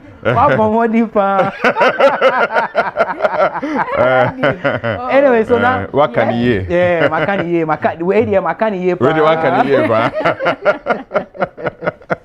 now let's wrap up. Okay, I think we have a last caller. Let's give that opportunity, then we can come back to you to wrap up. Hello, you are our last caller. Your name and where are you calling us from? Okay, so the call dropped. We'll end it there. I think this conversation will still continue. Now, I guess you come back later for the intro of that segment as well. Yeah, so maybe you can activate the phone lines along the line. But now, everything that Doug has said, if you can summarize that in Ghana, so that the Ghana community also not be left out. Okay. So as you summarize in Ghana. Yeah. When there's a neighbor. Well, anya me be ni nyanu ni wo wiole blofo amike anwa wie mo amike Ghana twie mi no no ofen wo wioji aka wo mahia here law his excellency John Dramani Mahama ke no ko ba na actually free primary health care initiative me ke wo wie na mini je shishi etu ake kaji oye o aklowa ke man bibi ya mi ni oni oba majiagbo ya mi no ba oba hilacha mo heye ene free primary health care ne ko te o polyclinics ko te chips compounds ni ji hilacha mo he bibi ni yo wo majiami wo aklowa ye ko te jemeke a 3D hela ko te jemeke yichongba mo ko te jemeke wulo mo ke ni aba akwani achabo ni ahebo shika ko kra ahembo shika no wa chole free primary health care e primary shidi ake shi jemeji he clean esanoya danike e fiamenoni esani akebwa ya hilacha mo agbo ya mi na akebwa ya iwo na afe ne fe afe kwani wo kecha hela agbagbo ni baba ekule hela ko yo he ni ekule te wo no ke ya ni free ni e wo na hebo shika ko te ni no ko ni agbo ni efi ameno abana ni akebwa ya hela chamo agbo ya mi ka awie no ho ebe isanu anya li akashi na national health insurance card isa ake mofia mo abomode ni eneko mi ne wo UN kaji akwabo ya hela chamo bibi ya mi ni ji wo chips compound ni ji wo health centers ni ji wo polyclinic se kaniye kaji efiameno na akebunya agboya mi jeme isaake opio ni pe mo mi wote mbaba we wole anukwale mi aka wokotokun wan wo ni woni wo na kanyomoji no hewo no huwe wo mahie helo ke na kanyomo fe ma ba ko ni di national health insurance scheme bi e ba ko na kanyomo e wo ko te no hio health insurance card beno twa ke sia chabu na hebu shika kokwe wo kan habo chufa ona ke sia chabu ona doctor phone ona nurse fu e ba ko bodugba na habo chufa ni ba agwabu keke ete no ni ke kole o seje me hu ni efiame no e kole e afe cancer ete afe noko ni hela agbo ni fe eno te ene sani akwabu ojugba ni non before ba ke wo non communicable diseases say ayenoko na chole Mahama Cares Initiative wo no hu ke sanu afa chemotherapy ke sanu afa surgery ko alo ake wa ngmechofa ko no be Mahama Cares hu initiative say ba ko kejeje me abo wo kanye nkwa mie wo hela chamo system His Excellency John Dramani Mahama kegbejia no baba wo mi ni ibani wo ya feni wo ni kaji obe wale ko te hila chamo hiye keje chips compound ahun kan ya wo specialist clinic say ona akeshi ni bi eba ni ko te po e shika ni di shika no ba pay e kulo pay nchon e kulo no go fiwo na ba hebwe wo ko yen shika po we o ichongba bo segbe ya akeshi o ya e kulo je ichongba mo keke ni noko ni gbo na yo o howojan ni habo na kan okadi wo ko te abana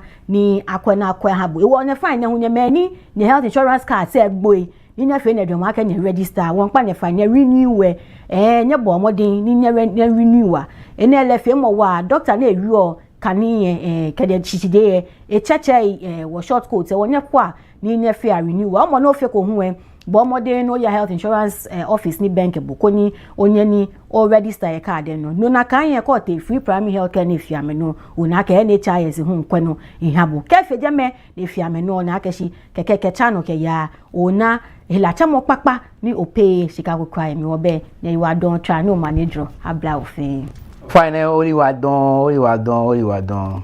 Thank you you've done it well, doc, so you should use it for an advert.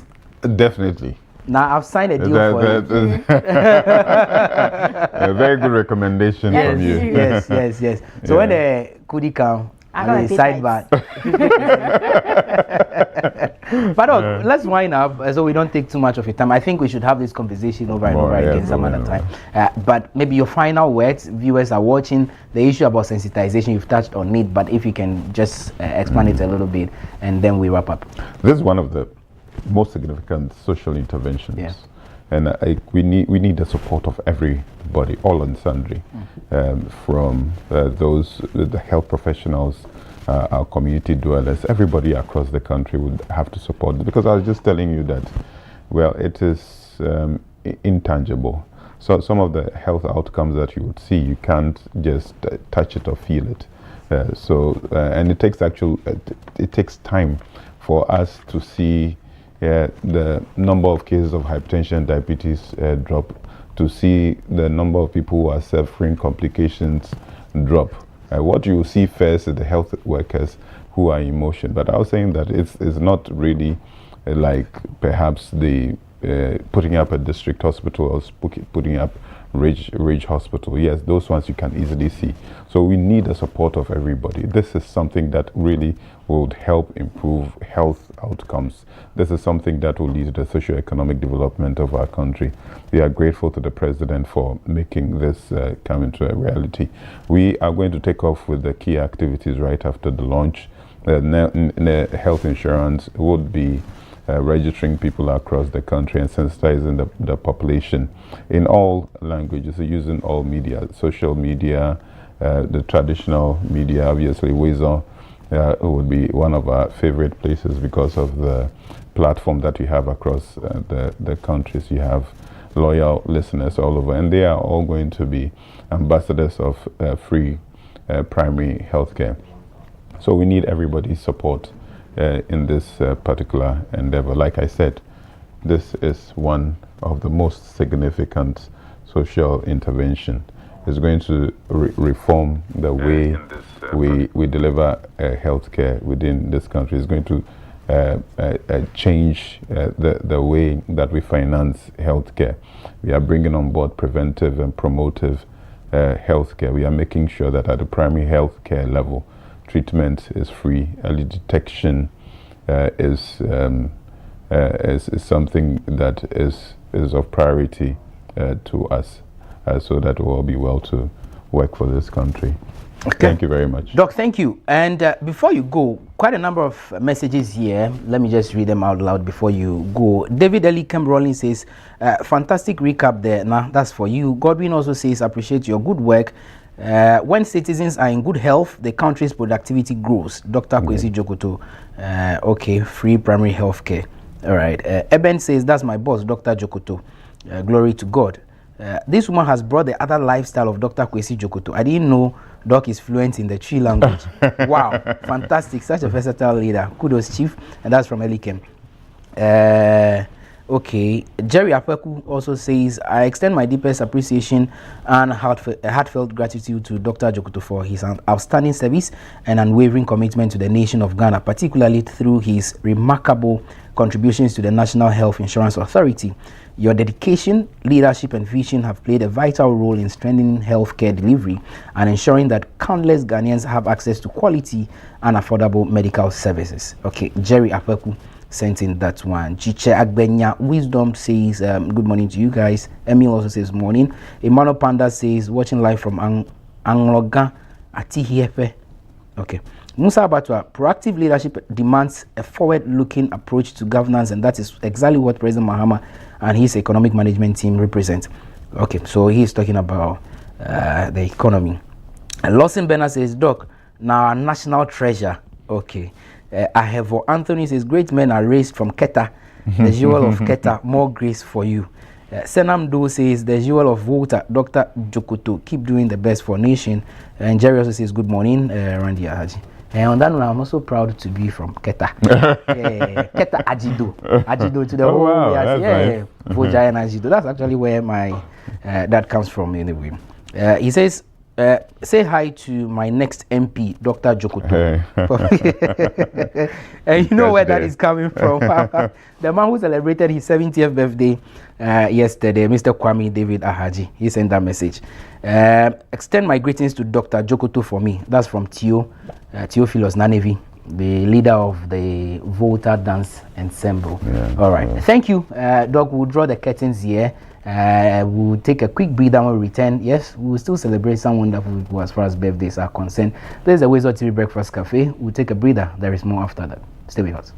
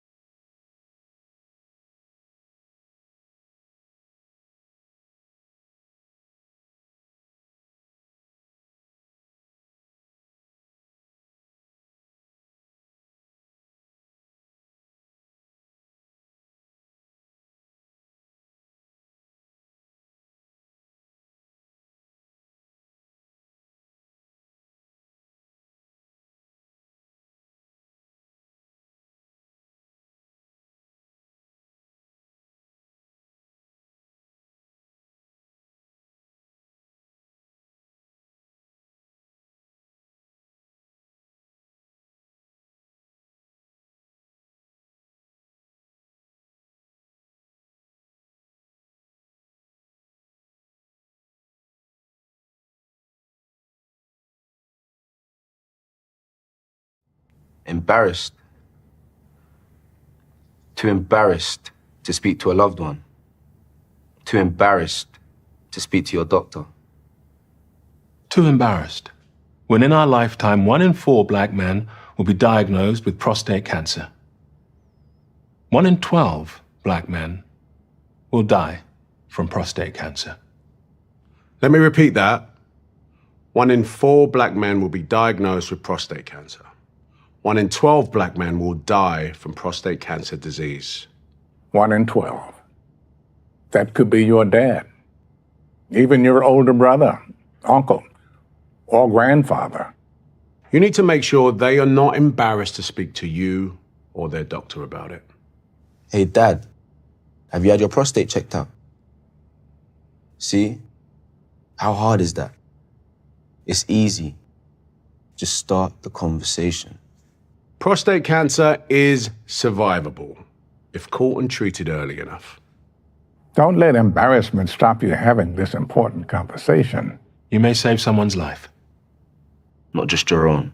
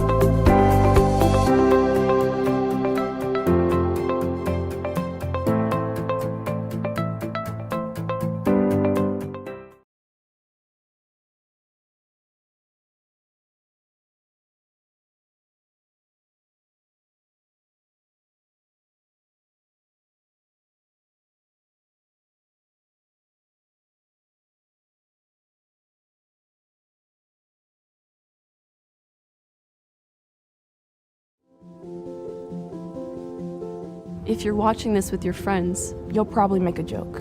Because you know what you feel on the inside isn't what you want people to know. If you have to pretend to be happy, find someone you trust and tell them.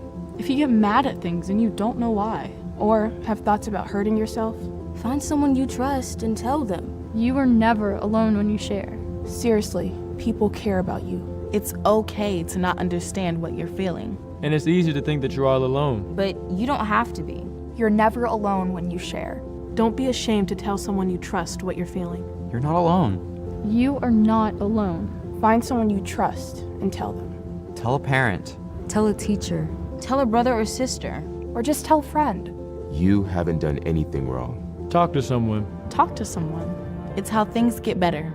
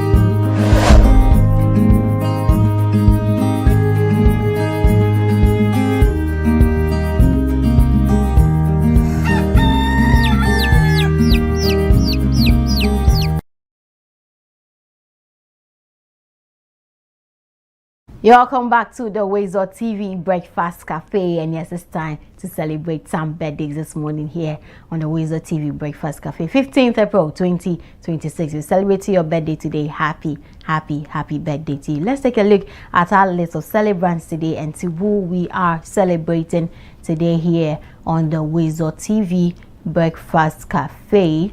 To begin with, who are we celebrating this morning? Okay, so Josephine Adepa or say happy birthday to you. Josephine or say Adepa, yeah.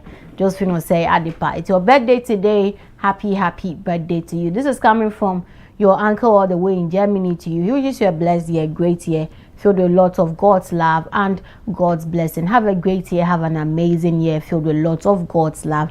Happy birthday to you, Josephine or say Adepa. And away from Josephine, who are we celebrating again this morning here? To the former Women's Commissioner of the of Tescon ACCE, of Tescon ACCE, Elizabeth Adubian Ponsa. Happy birthday to you, sis. May this year be a blessed year for you, maybe a great year for you, maybe an amazing year for you, and may the Lord bless you so much. May this year unleash you into greater opportunities and greater heights. Osonoba Elizabeth Adubi Amponsa, happy birthday to you. We love you so much, and have a great year. Away from her, who are we celebrating again this morning?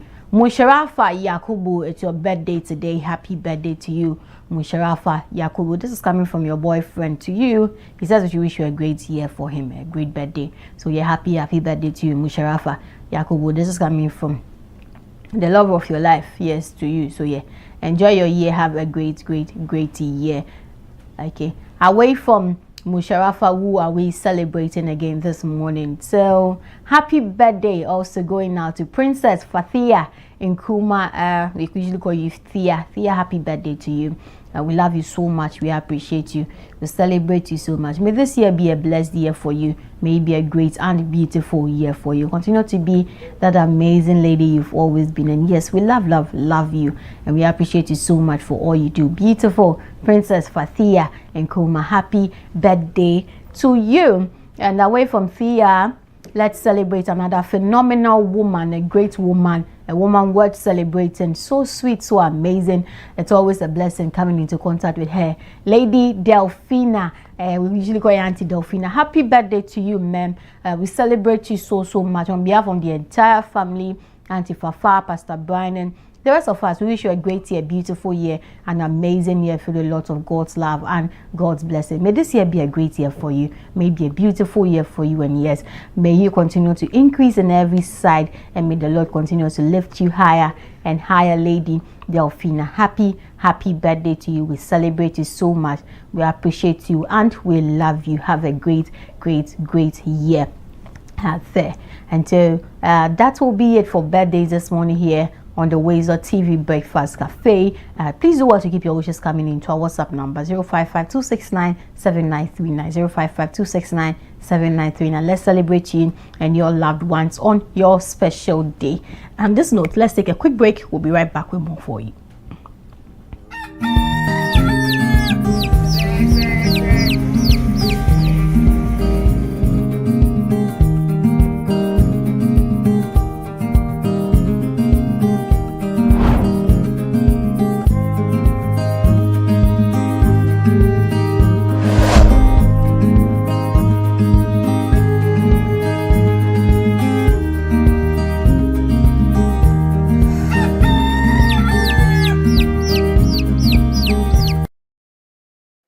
Well, not too long ago,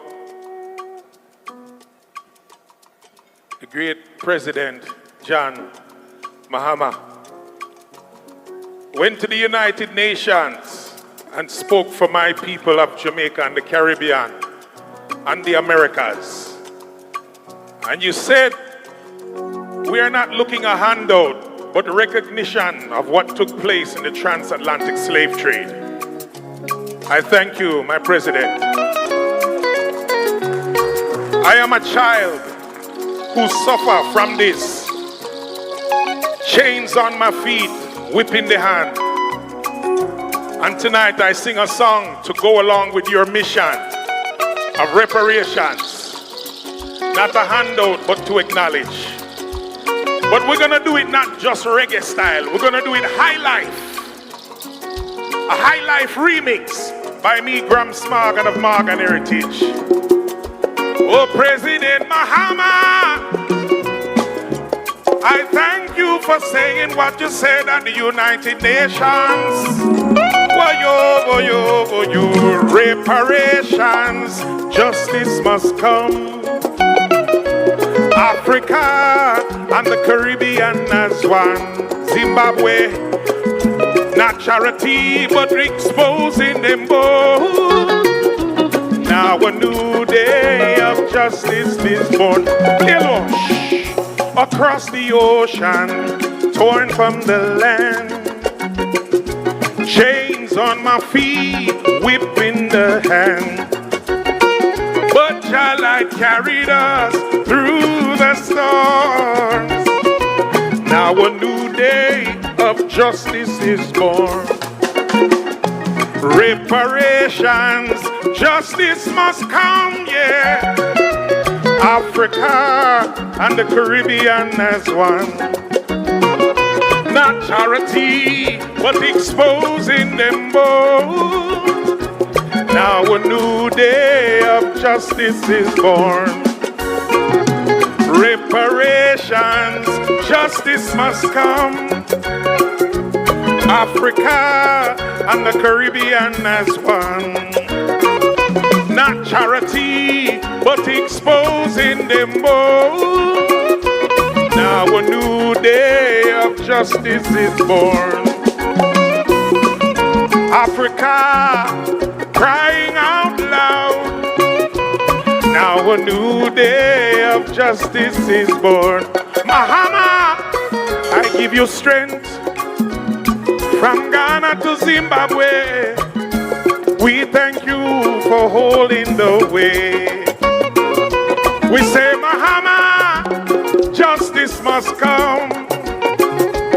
Africa and the Caribbean as one. I say from Jamaica right to Accra. Now a new day of justice is born.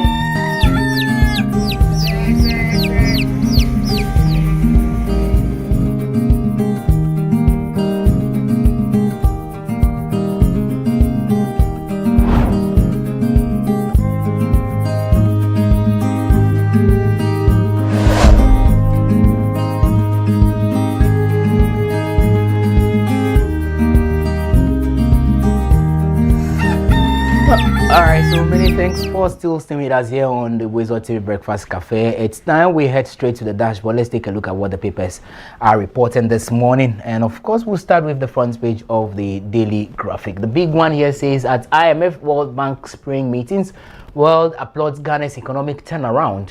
And you can read the details of the story. World meets in Ghana to honor Santihini as pillar of peace. Page 13 has the details. Government pushes for dedicated TVET fund reforms. Page 13 has the full story.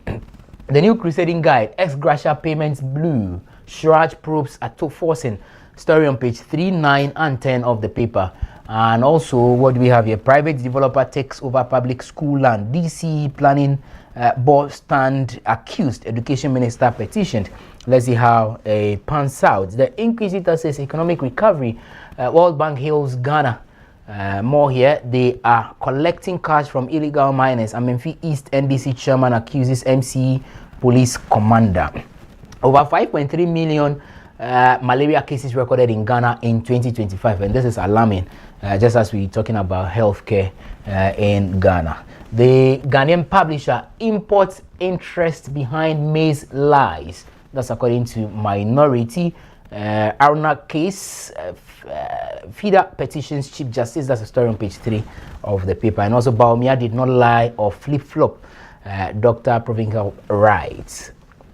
The Chronicle, IGP Yohunu promotes 10 plucky cops who foiled armed robbery attack in Tema. And also, MPP USA members reject revised election guidelines.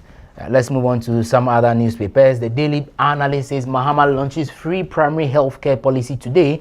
350 health posts planned across 150 districts. Dr. Jogoto said it a few minutes ago. Defense pact with EU. Ghana rules out foreign military bases. And also Nungwa Palace hosts global diaspora delegation in strategic partnership talks. Metrolens Education Minister endorses inter-regional NHIS quiz for SHS, and also government killing local farmers with imports. Anodompre says NHIA PCR for UHC Market Deba registers 10,372 in Volta region. That's a story on page 7 of the newspaper. Daily Guide also says state control weakens private sector. That's according to the former president J. Kufuor. And also Cape 3 points declared marine protected area. 6 caged over 14.3 million Ghana cedis at the Abraka gold robbery. Story on page 3 of the newspaper. And that's it with the WoezorTV newspaper review segment. Now is on standby to give us the details of these stories. Stay with us. Thank you so much, Randia Haji. Now for the WoezorTV news report. Let's take a look at the headlines.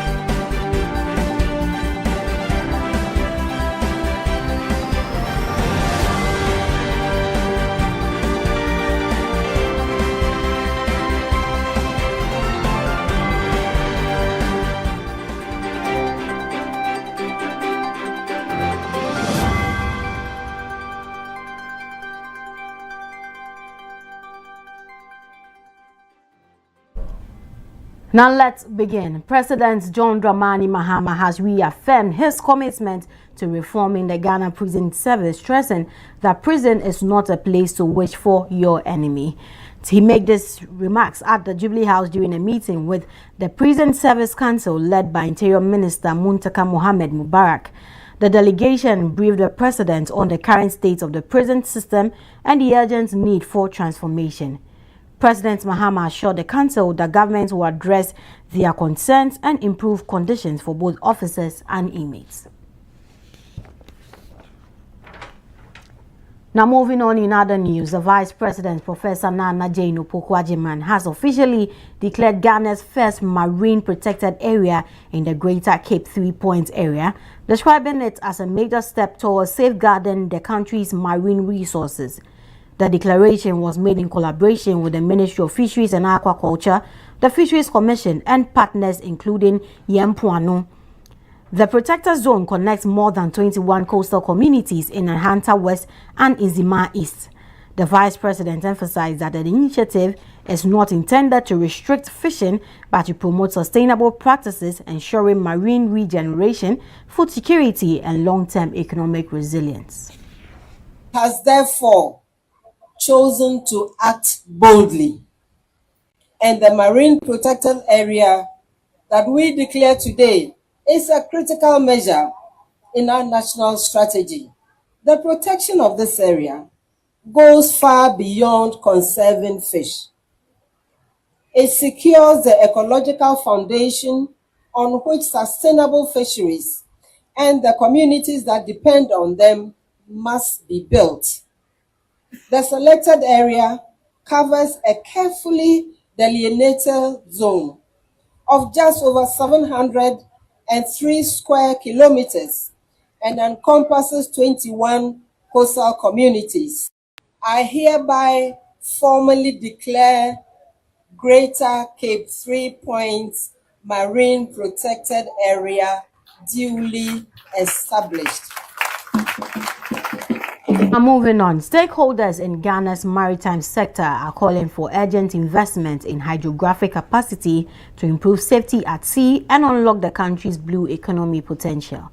At a high-level dialogue in Accra, experts emphasized the need for accurate marine data, stronger collaboration, and international partnerships to support navigation, protect critical infrastructure, and drive sustainable development. Ellen Frimpong has more.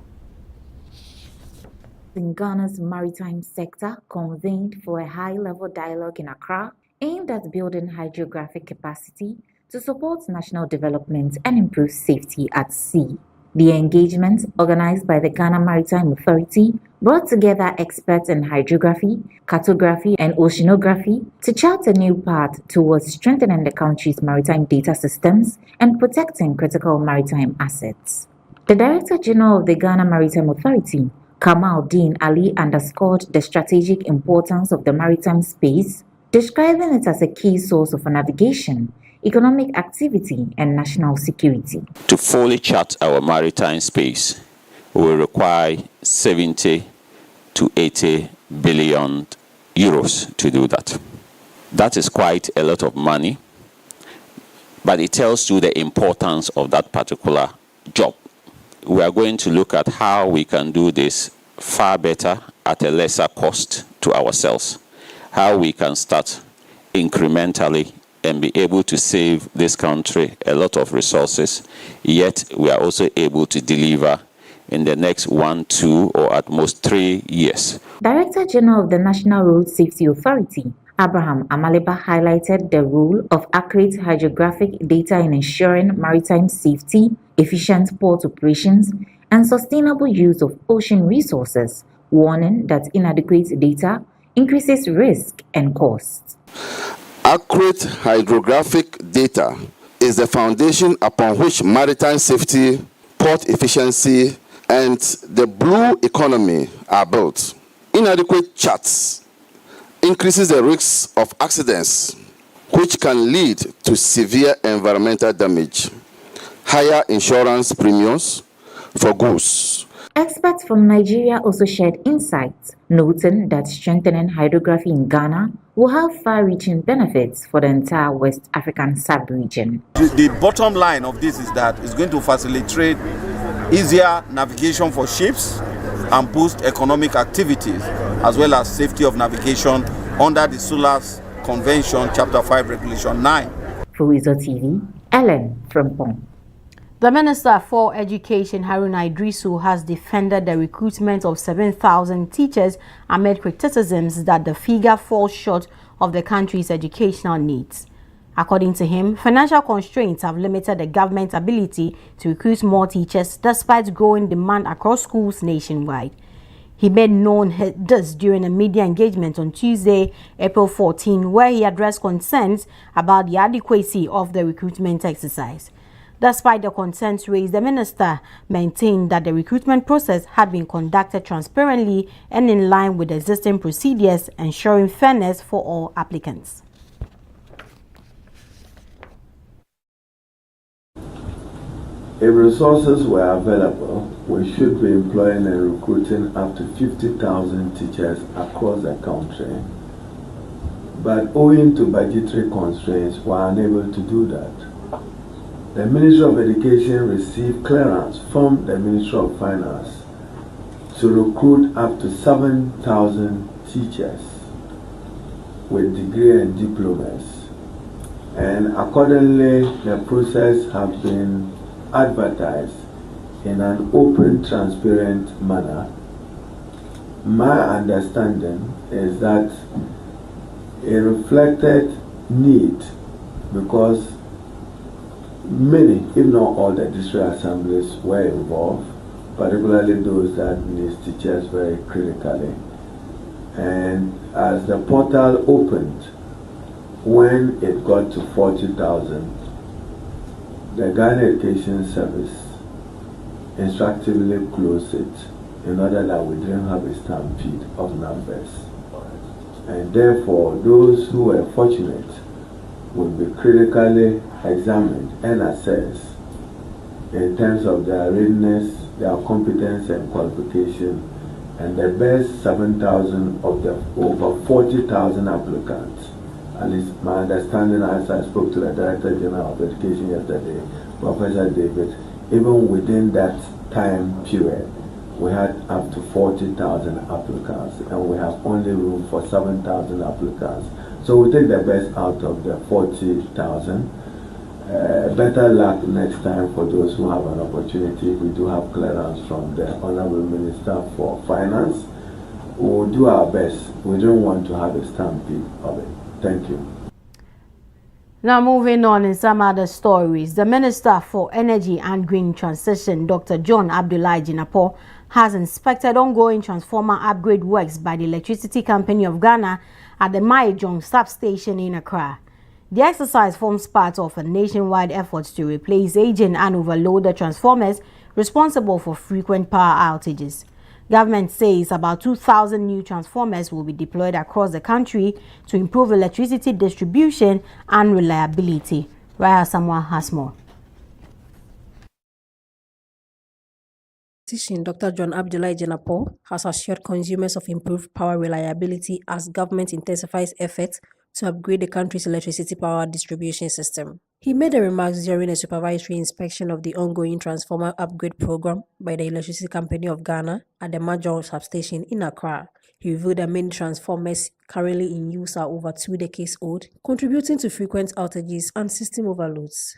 The upgrade program includes the rollout of about 2,000 new transformers nationwide, described by the minister as unprecedented. He noted that the exercise will extend beyond Accra to Kumasi and other regions in the coming month. Revelation is that some of them are about 22 years old.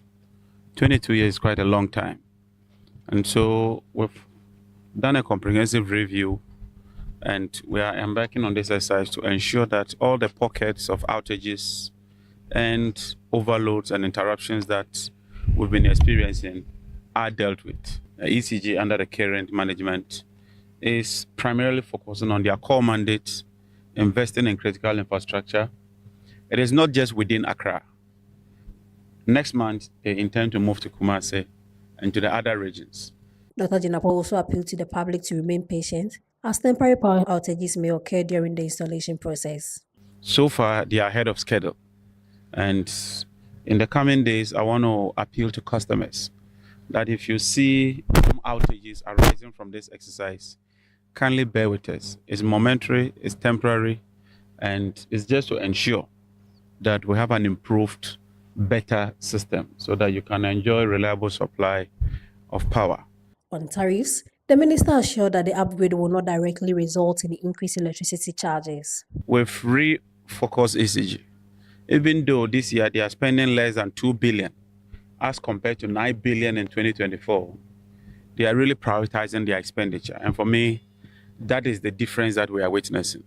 And so let me assure consumers that even if there's a tariff adjustment, it will not be solely because of this upgrade exercise. He further indicated that improved infrastructure will enhance revenue generation through consistent power supply.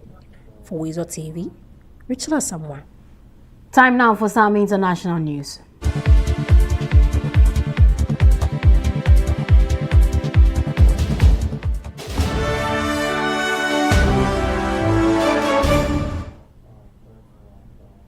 Now let's get into the stories. US President Donald Trump says Iran talks could resume over the next 2 days after the first round in Pakistan last weekend ended without a deal.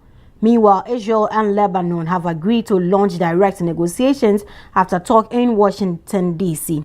The U.S. says no ship passed through its blockade in the first 24 hours and 6 merchant vessels turned around after direction from U.S. forces.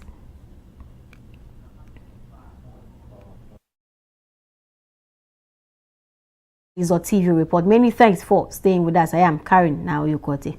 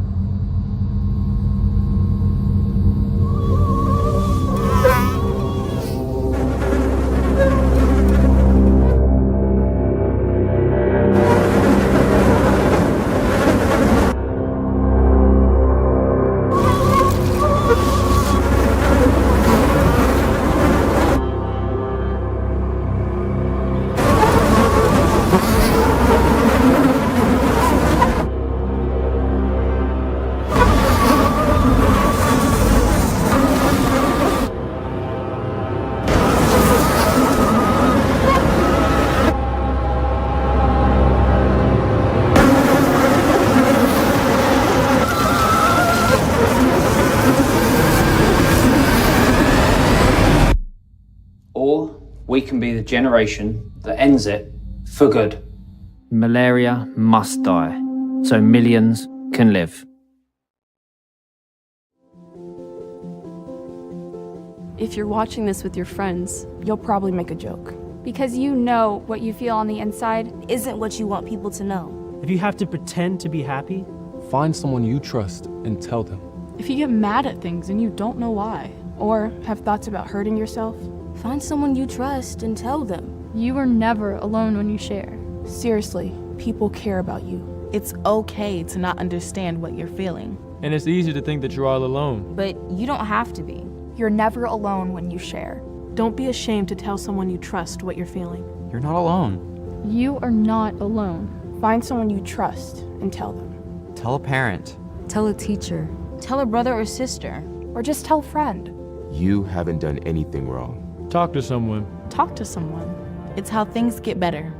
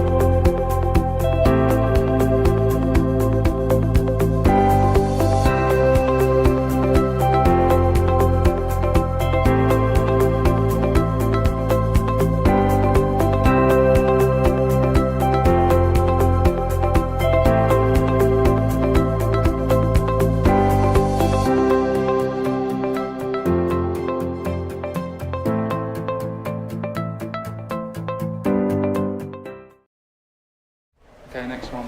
Sit down. Look to camera. This is what it looks like to be exceptional, to stand out from the crowd, to make history. But what if women didn't have to be exceptional? What if they didn't have to be the first, the best, or the only woman? What if being a female engineer wasn't remarkable? What if women and men could compete as equals?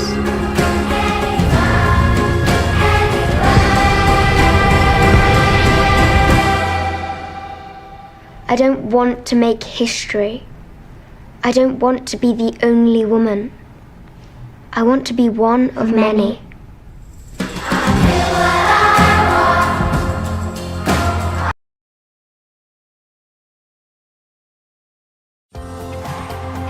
Do you want a sugar-free, freshly squeezed fruit juice? Choose Greenline fruit juice and smoothies. Filled with vitamin C, calcium, iron, fiber, and zinc, every drop of Greenline juice and smoothies is naturally made to give you energy, good health, and refreshment.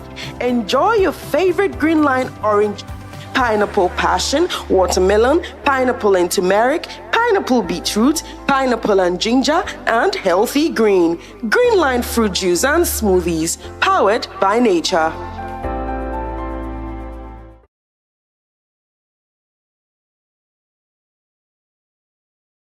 Gentlemen, I've got some bad news and some good news.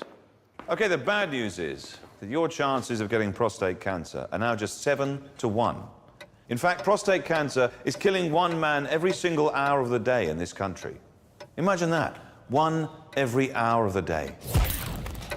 But the good news is, we're forming a team to stop that clock. Men United. It's time men united together to fight prostate cancer, the way women have united against breast cancer. We need to get together and find a cure, as well as better ways to care for the 250,000 prostate cancer sufferers out there. Please, get on side and join us in the fight. Men United versus prostate cancer. We can win this.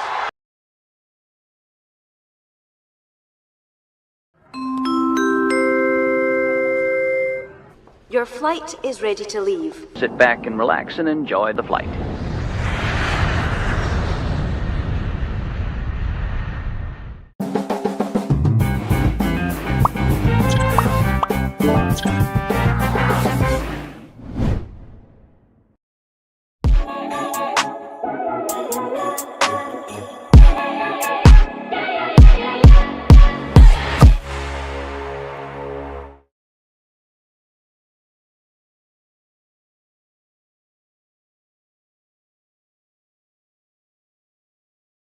You're back for sports update on the Breakfast Cafe. My name is Godfrey Amwafo. Let's start from the camp of Kumasi Asante Kotoko. You remember over the weekend they were beaten by 4-0 in the hands of Mediama, and that has triggered a lot of reaction from the fans, putting much pressure on the team's management. So this morning, the management of the team has responded to that call from the fans to get a head coach for the club. Remember the last time they actually parted ways with Karim Zito, they've still not gotten a substantive head coach for the team, so the fans are calling for that. Now, according to the board, the statement that they brought up this morning, that it's on your screen, it says the board and management of Asante Kotoko acknowledge the concerns raised by our supporters regarding the absence of a substantive head coach and the team's recent poor results.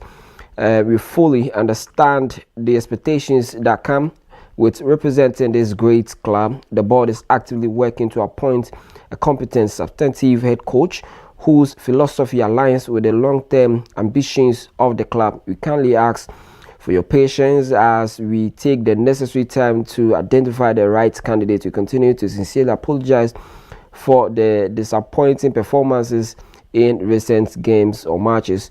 Now, we want to assure our cherished supporters that decisive steps are being taken to restore the club to its rightful standards. The future of this club remains our top priority, and we are committed to making the right choices moving forward.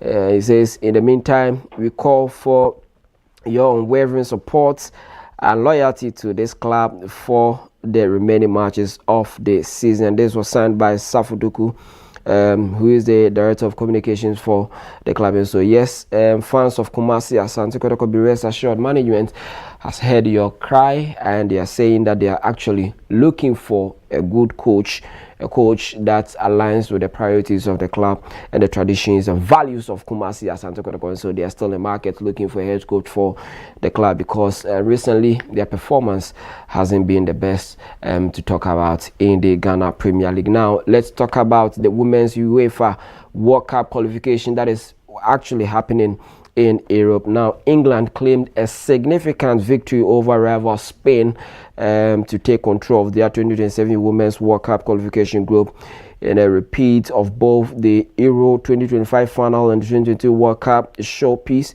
Two of the Europe's best teams were battling to take 12 spots in Group 3. Now, it was a perfect start for Serena Wegman's side at Wembley as Lauren Hemp poked the ball over the line within 3 minutes to give them a crucial lead. And so England actually yesterday won that game, beating Spain by 1-0. Now, other results, Czechia women at home beat Montenegro women by 1-0. Wales beat Albania by 4-0. And Faroe Island also won their game lost to Greece women by 3-2 at home. Norway women beat Slovenia by 5-0, but Germany beat Austria by 5-1 in that encounter. So that's the Germany-Austria game on your screens at the moment. Beautiful goals by all standards, scored by the German side, beating their counterpart Austria, having a good start of the World Cup qualification. You shouldn't forget that the World Cup is somewhere 2027, so they started their qualification early to see the teams that will be qualifying to represent various countries in Europe when it comes to the Women's FIFA World Cup. Now, away from that, let's talk about the most watched club football games across the world. That is the UEFA Champions League. Barcelona fans were expecting that they could travel to Atletico Madrid Stadium to actually do the qualification. In fact, they won by 2-1, but their goals margin were not enough to take them to the semi-finals of the UEFA Champions League. They were beaten on aggregate by 3-2. Remember, in the first leg, Atletico Madrid went to Camp Nou to beat Barca by 2-0, and so Barca had to beat them by 3-0 to qualify, but that couldn't materialize. Yesterday, they won the game by 2-1, but of course, they've exited once more. Last season, they were in the semi-finals. This season, it's the quarterfinals, and so you can see that there's been a bit of decline in there. This is the highlights of that game. Do enjoy on your screen.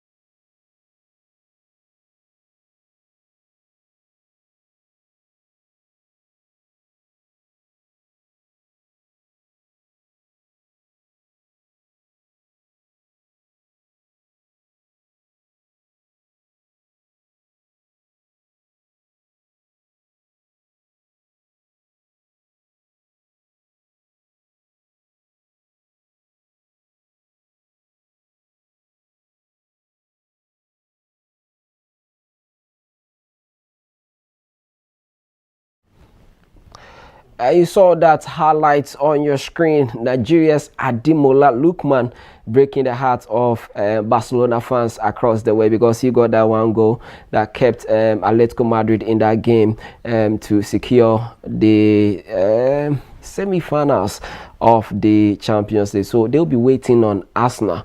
If they're able to beat Sporting CP tonight, then that is booked for them. But then elsewhere in England, Ousmane Dembele scored twice as PSG beat Liverpool to book their place in the semi-finals of the Champions League, where either Bayern or Real Madrid await Luis Enrique's side. You know, Bayern and Real Madrid will be playing tonight at 7 p.m. Now, PSG came into the second leg with a 2-goal advantage, but were made to work at Anfield until Dembele scored in the 72nd minute with a wonderful left-footed finish.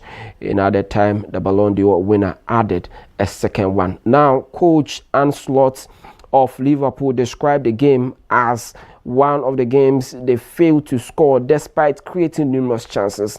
He, however, said even though they lost, the team has a great future. Here is Ancelotti. I have to give a lot of credits to the players, how hard they worked. I have to give a lot of credits to our fans, how they helped us tonight to execute our game plan. And that means if we have a high press, it's so helpful if there are fans behind you to keep on pushing you. That's what they did.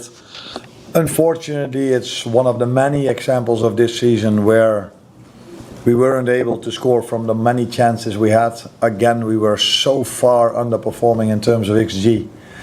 And that is just an ongoing thing with us throughout the whole season. And add to that, as it seems to be a bad injury, we don't know sure yet. Add to that another intervention of the VAR, which went not in our favor. And that's also not for the first time this season.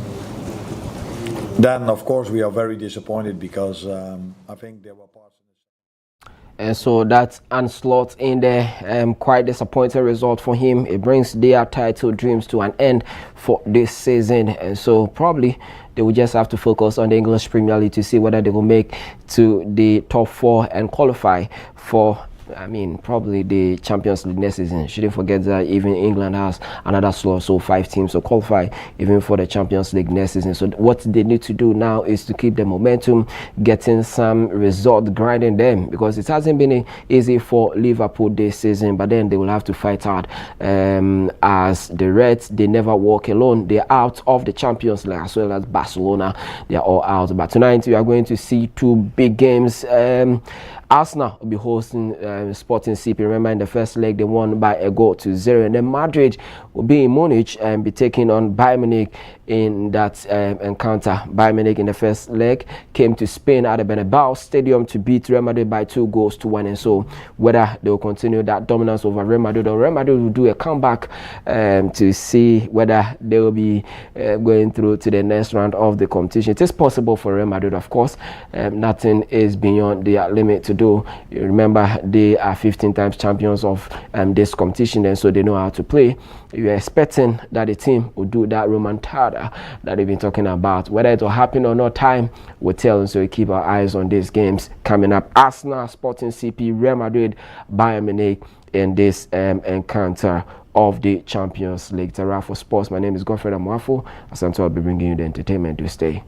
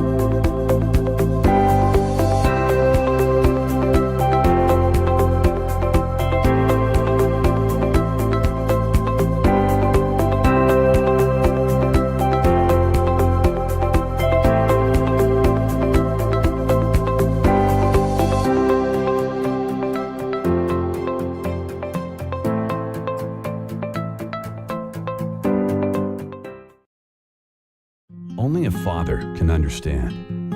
Only a husband can understand. Only a man can understand. Prostate cancer. It's about more than fear of cancer. It's about fear of losing urinary control and sexual function. That's why more men turn to Jackson South for robotic surgery than anywhere else in South Florida. Get the facts at jacksonprostatefacts.org. Miracles made daily. When I saw his face slipping, I knew it was a stroke. I called an ambulance immediately to save the life we've built together. The way her arm was hanging down wasn't right. I insisted to go straight to the hospital to save our mother and the family. The way he was talking when the ambulance arrived alerted us. I rang ahead so the hospital staff were ready to save precious time in the future.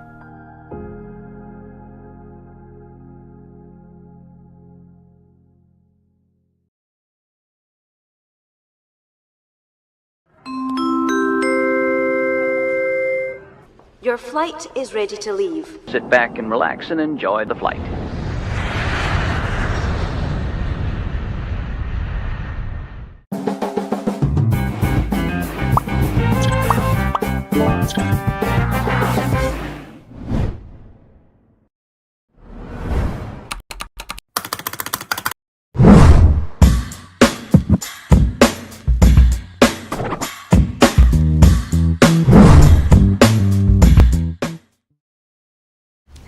Good morning, you're welcome to the entertainment update here on the WoezorTV Breakfast Cafe. I am Evergreen Asanta. Now this morning we're still having conversations around the Telecel Ghana Music Awards, and guess what? People are being inducted into the Hollywood Rock and Roll Hall of Fame. So there's and more coming your way shortly, but of course let's start off with our very own, which has to do with the Telecel Ghana Music Awards happening on the 9th of May. And I always say that on that note, the special edition or WoezorTV special, which is the TGMA Diaries, will be coming your way that very week till that very Saturday of the ceremony. Now let's look at what is happening with that, or the current update on that. As gospel artist Scott Evans, now he believes that his unique sound contributed to the creation of the urban contemporary gospel category at the Telecel Ghana Music Awards. Now speaking on Hit FM, he said that his style has helped shape a new direction in gospel music, adding that collaborators must understand his creative vision. He noted that his focus remains on leading a new wave in the genre while inspiring upcoming artists. I think I've done a few. Okay, Grateful. Okay. Grateful is more like a churchy. Good to be thankful to you. Good to be grateful. I think I've done that, but I think that's not my main focus. My main focus is to leading the pack. Okay. I have a pack of wolves behind me, and I think most of the things that I do is what engineered and inspired the urban contemporary category in the TGMAs. Right. I believe strongly that I am one of the reasons why that category has been established. And therefore, I need to keep up. I need to be consistent. I need to remain faithful.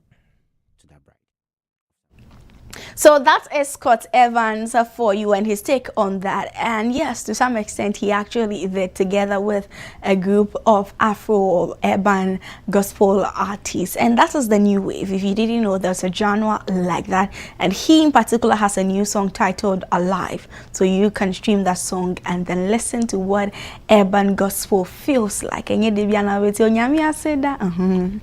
Not at all, please. Listen, try something new. So check it out. Let me know what you think, okay? And on that note, too, away from the gospel situation, let's talk about Jackie. Now, she has released the visualizer for her song, which is titled Want It. Now, this song was from her album Midnight or After Midnight, and the visuals uses simple but striking imagery to reflect the song's emotional themes of love and desire. And the release further reinforces her growing global presence. And like I said, After Midnight is still out there streaming and making all the numbers, okay? So a little clacket for the songstress, which is a Jackie that we all love so much, the song Bed. So go out there and also stream the song. If you wanted the visualizer or the music video, since the actual video is not out, you can also listen to the visualizer. Very, very beautiful. Hopefully Salasi can help me play that after the segment. But away from that, let's talk about film making, or our very own Socrates Safo. Now, the filmmaker and politician is also calling for greater respect for creatives in leadership roles. Now, speaking on the Gentlemen and Gentlemen podcast, he urged that creatives are equally capable of public leadership, stressing that vision, not technical skill, is the key requirement. And he also noted that improved recognition for creatives under the President John Dramani Mahama administration, and we all know that lately creatives have been getting some political roles here and there. Recently, I noticed that actress or veteran actress Kalsum has also started her ambassadorship to Spain. Now back to music. As a musician, episode was also saying that high life blessed her life. Now she says that embracing high life music has elevated his career and earned him greater respect in the industry. Now, in an interview with Café Day, he explained that the genre has helped him connect more deeply with audiences and strengthened his artistic identity. But you see, personally, if I should place myself in just the midst of these people, I'm asking myself that, okay, so I always say this. Dancehall gave me the name episode, yeah, but High Life has given me respect. Okay. Personally, because I'm asking myself, like 10 years dancehall, the only thing you hear me, hey Charlie, hey, this boy the force, so hey, but still you're added to a minimal. And I'm asking myself, 10 years from now, which of my records can my daughter say, and I'm proud of my dad did this. And my first album in 2016 had High Life on them, but nobody listened to it. They only heard Avatar. But you see, personally, if I should place myself in... So yes, if you didn't know, now you know, and you heard it from episode himself. And in the same interview, he was also narrating how Shatawale made them pack chairs back in the day because they didn't have money to pay him for a set that he did or a performance. Quite an interesting story also there. But hey, you know that it's 2026, right? And there's a whole new wave with High Life, right? And now High Life is the thing and has always been the thing. It's just that right now Afrobeat is trying to take over, but come on. Our High Life music will always be High Life music. And a typical example is Popstar by Black Sherif. That is a new wave of High Life, the new sound of High Life. So you can just listen to that song again and soak it all in, okay? And then maybe you get where I'm coming from, or you understand it probably better. Now, my last story this morning, legendary bands Oasis and Iron Maiden are also among a record number of UK acts set for induction into the Rock and Roll Hall of Fame.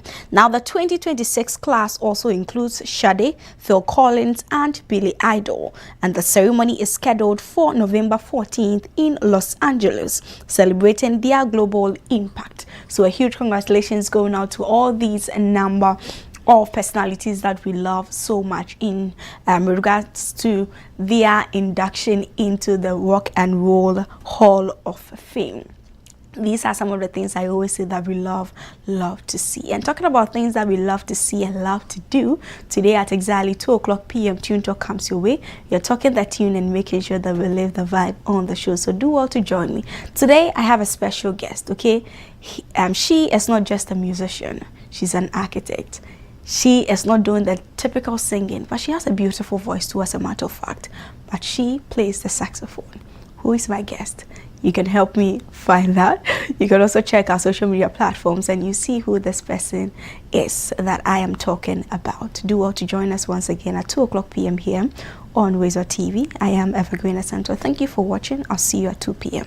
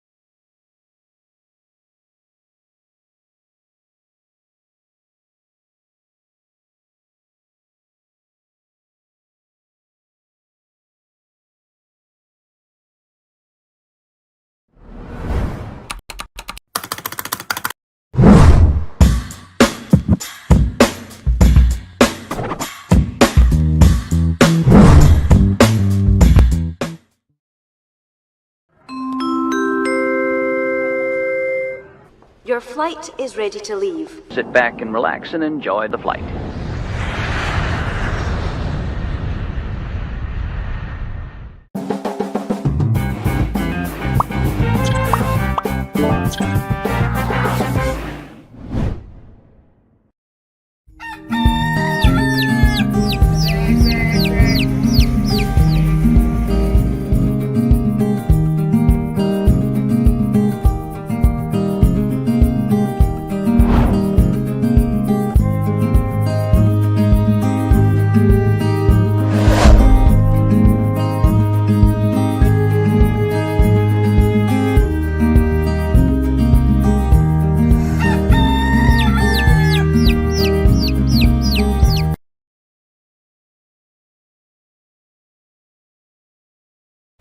Okay, thank you for still staying with us here on WoezorTV. Gradually, we have come to almost the end of the show, but as I intimated earlier, the program is almost due to happen at the Shai Osudoku municipality, precisely Dodowa, where the launch of the free primary healthcare initiative will be launched by His Excellency John Dramani Mahama, a major conversation that we had earlier. But now, you mentioned something the other time about CS, right? But rather unfortunately, we are actually out of time. We may not necessarily be able to hit much on it, but we'll roll over to tomorrow morning. Certainly. Well. What exactly is it about? Okay, so April is we are celebrating a number of health awareness, so we're having a lot of awareness and in a number of disease conditions, and we are going to talk about cesarean section. Okay. In recent times, we've even heard of a number of people who maybe go to the hospital. Women have to undergo CS because of one reason or the other. They cannot give birth, vaginally, as it is done for other women, and they have to go through the procedure. And you get some of them saying they want to give birth like Hebrew women, and some lose their lives, some lose their babies, and sometimes it's not the women, it's the fathers, have to sign consent form and things, and becomes a whole lot. Sometimes some people in society tend to tag these women who give birth through CS as lazy because they didn't go through the normal way of delivering. But one thing I've come to understand is that in the labor or during labor, what is needed is you want to get the mother out alive and the baby also alive. And so whichever way it is, we should just go in for whichever option is available to sustain both mother and child, and then just bring them alive safely and so without any complications. And so it's something I think we need to talk about as people.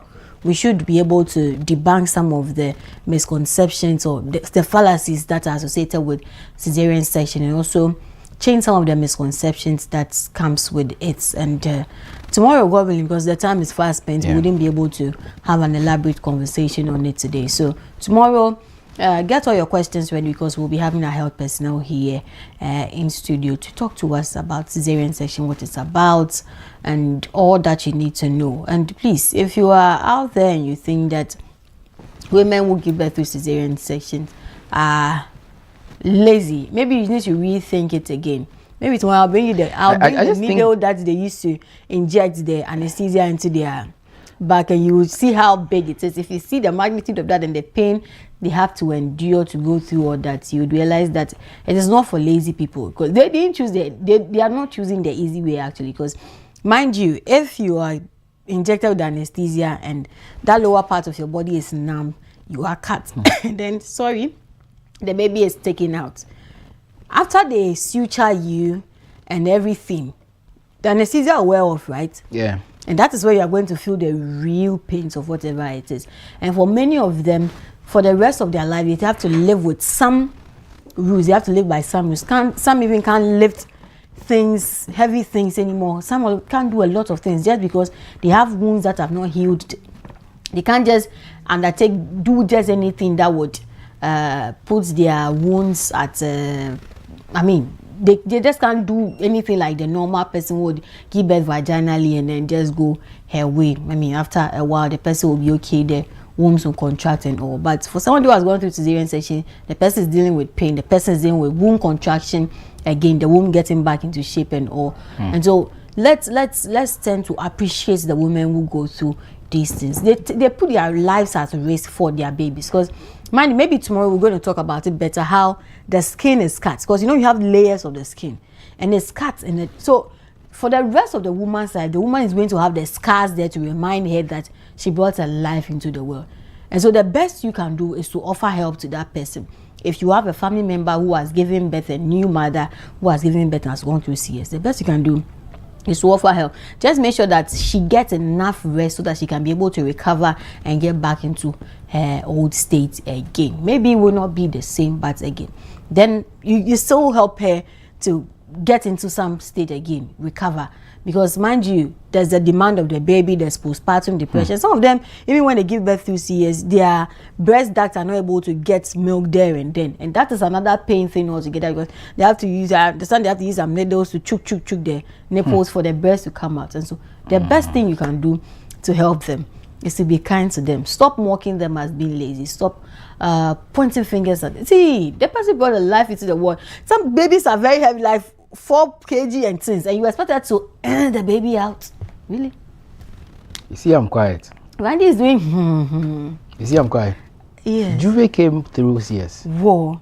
Yeah, Juve was 3.5 or 3.8. Whoa. Yes, almost 4. Wow. So I know what this woman. Shout out to Mrs. Perfect Meal Sahaji. Shout out to you. Very strong woman. very strong woman. I tell you. I mean, I don't sit here and pretend. I'm just quiet. I'm just observing and monitoring. It not be joke. We cried, you know, but so I think it's a good conversation. Yeah. We should, and I think that the people who have that sort of mentality, you see, better back then. Yeah. Yes, but you see, modernization, civilization, and the way things turn every now and then, we ought to adapt to it. Very true. You get it? There are people who can't. Naturally, you can't. The baby is too bigger than your space. How are you going to pull that out? That 10 centimeters dilation can't help you. You want the person to die instead? No. You get it? So that notion, well, I think we need to, the medical officers need to diffuse it. And you see, when you go to the labor ward, the final point, it becomes more like, should I say tug of war? Somebody says, oh, we want it that way. Others will say, no, our family, we don't do. No. Your family, really? That your family matter, forget it. Leave it at the entrance. The person involved matters more than that your family right and whatever. But I agree, it's a conversation we should be having tomorrow right here on the show. Yeah. And you know, aside the weight of the baby too, there's the positioning of the baby in the womb. So some of them, you know, ideally, with time, the baby is supposed to turn with the head towards the opening of the uterus, right? Some of them do not turn, and some of them is, so they call it the breech presentation, where some maybe their leg is one coming or something. Yeah. And so really, you are there. And some people will say their pastor said they are going to say. Stop going to. See, it's okay. I won't say it. Antenatal is good. Prioritize going for antenatal, and you see some of the people too. Some of the mothers who do not go for antenatal, they get into the labor wards with such surprises. And then maybe the baby will be in distress and all, and let's have this procedure so that you can go home safe and sound with your baby in your hand. And then they'll be like, yeah, Sofo say, see, at that point, Sofo is not there with you. At that point, the prayer camp leader is not there with you. It is you and like your life at stake there and the life of the baby. And so please, let's be transformed. Somebody will say, be transformed by the renewal of your mind. Going through cesarean section doesn't make a woman lazy. Going through cesarean section doesn't mean that it's a lot. And you find out that women give birth nowadays, get home, and instead of people asking of how the mother and the child are there, how did she give birth? How is that your concern? How is that one your concern? Can we just appreciate the fact that science has evolved and has advanced to a point that now, if there's breech presentation, and then our traditional birth attendants would be able to know what to do. Now, there's cesarean section that can help get the baby out alive and get the mother too well alive. Tomorrow we're going to have that conversation. So if you have any questions about cesarean sections and whatever it is, just put it down. We will come your way with our health personnel or our health professional so that we can talk about cesarean section. Randy? All right, so yes, I think so. We'll keep it for tomorrow morning. Yeah. I get an expert to take us through it. I think we need it to educate people on it and diffuse that mentality as well. So let's see. Hopefully tomorrow in the morning, we also get some viewers to join the conversation. Certainly, those who probably have gone through it, they share their experiences, how easy it was, how difficult it was. Did you say easy? No, I'm just saying. So how easy? I mean, honestly, there are people who probably. They just laid, they were cut open, baby removed. And I'm just saying it in plain. They sutured and they're fine. No, I've seen someone like that. They are very before, fine. Though. So, after that person will eat ammo, leave. Take something light first. There are people who are very, very strong now. It will surprise you when we open the phone lines. You will hear the people who will call and share their experience with us. And they are the ones who will give you drama. Oh, of course.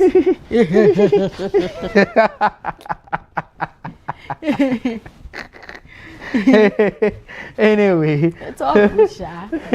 It's all good. Yeah, let's wrap it up. So I leave it to you. Take us home. I mean, so our food is ready. Let's go and eat. Yeah. Okay. So thank you so much for joining us from 7 up until now. Special thanks to Evergreen Asantua, Godfred Amuafo, and the rest of the production crew for making this success. And we'll call it a wrap on the WoezorTV Breakfast Cafe. But I'll come your way shortly to give you the intro for the launch of the free primary health care initiative that will be happening at the Dodowa Hospital later today. In fact, not too long from now, I'll come your way once again. So thank you so much for sticking and staying with us.